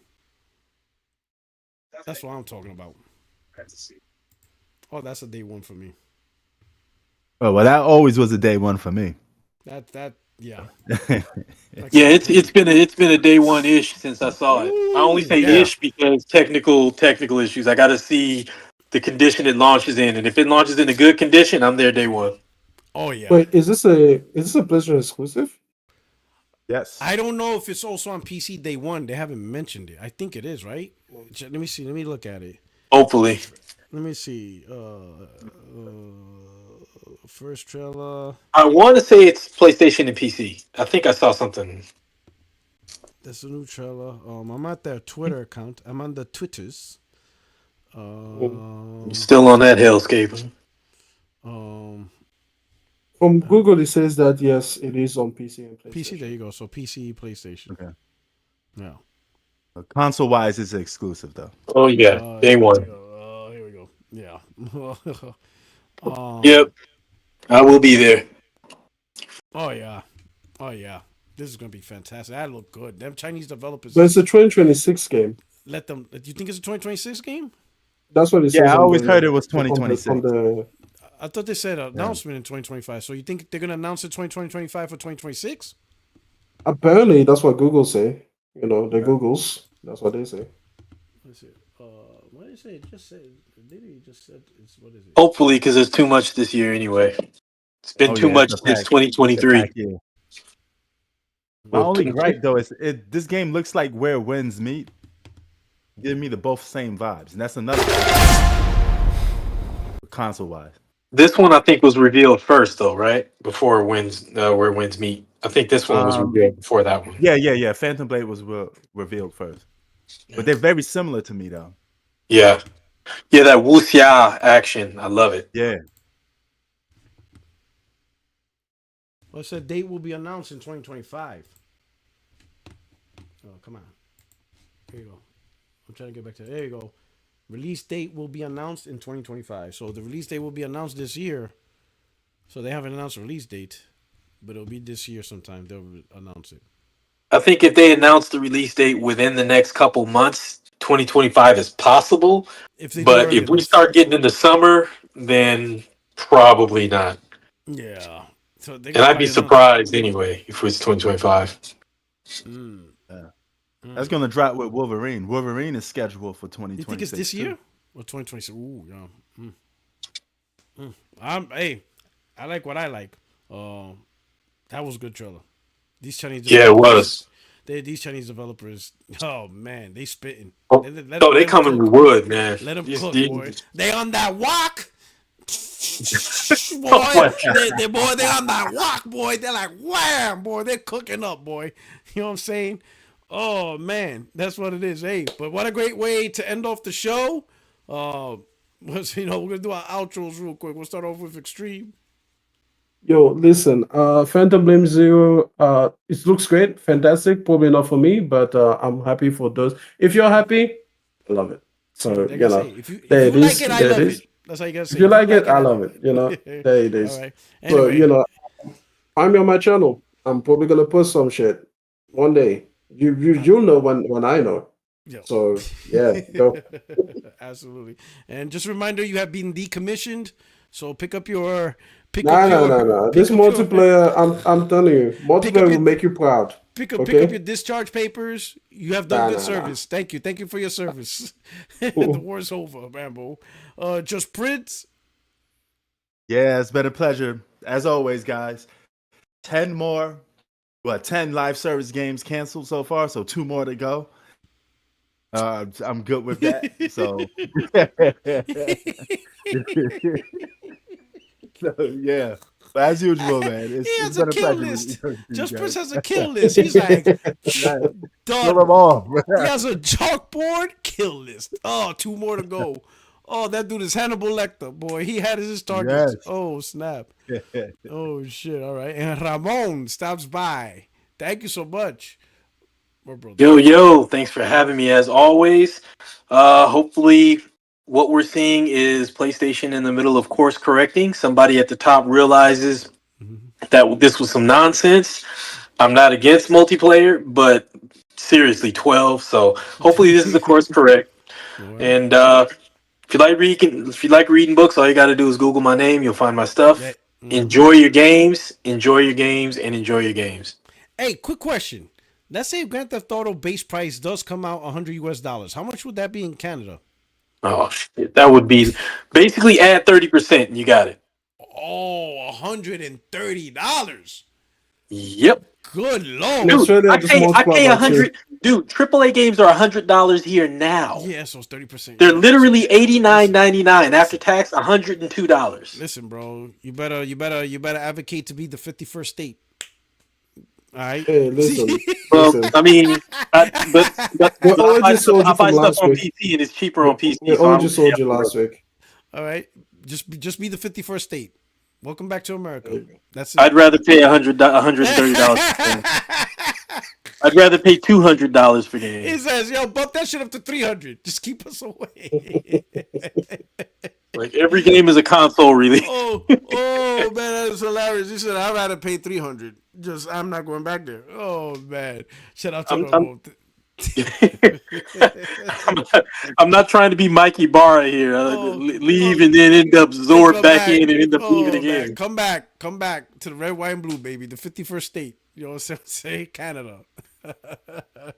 Oh man, hey everybody! Thank you so much for rocking out with another episode of 60 Frames No Lag. Your only friends is YouTube streets PorterRock77. Man, thank you so much. If you're new to the channel, consider subscribing. Of course, hit the like button and share this out. We'll see you guys next week with another episode. Until then, you all have a good night. Take care. God bless, and I hope you enjoyed the Phantom Blade Treader. Take care. Peace. So,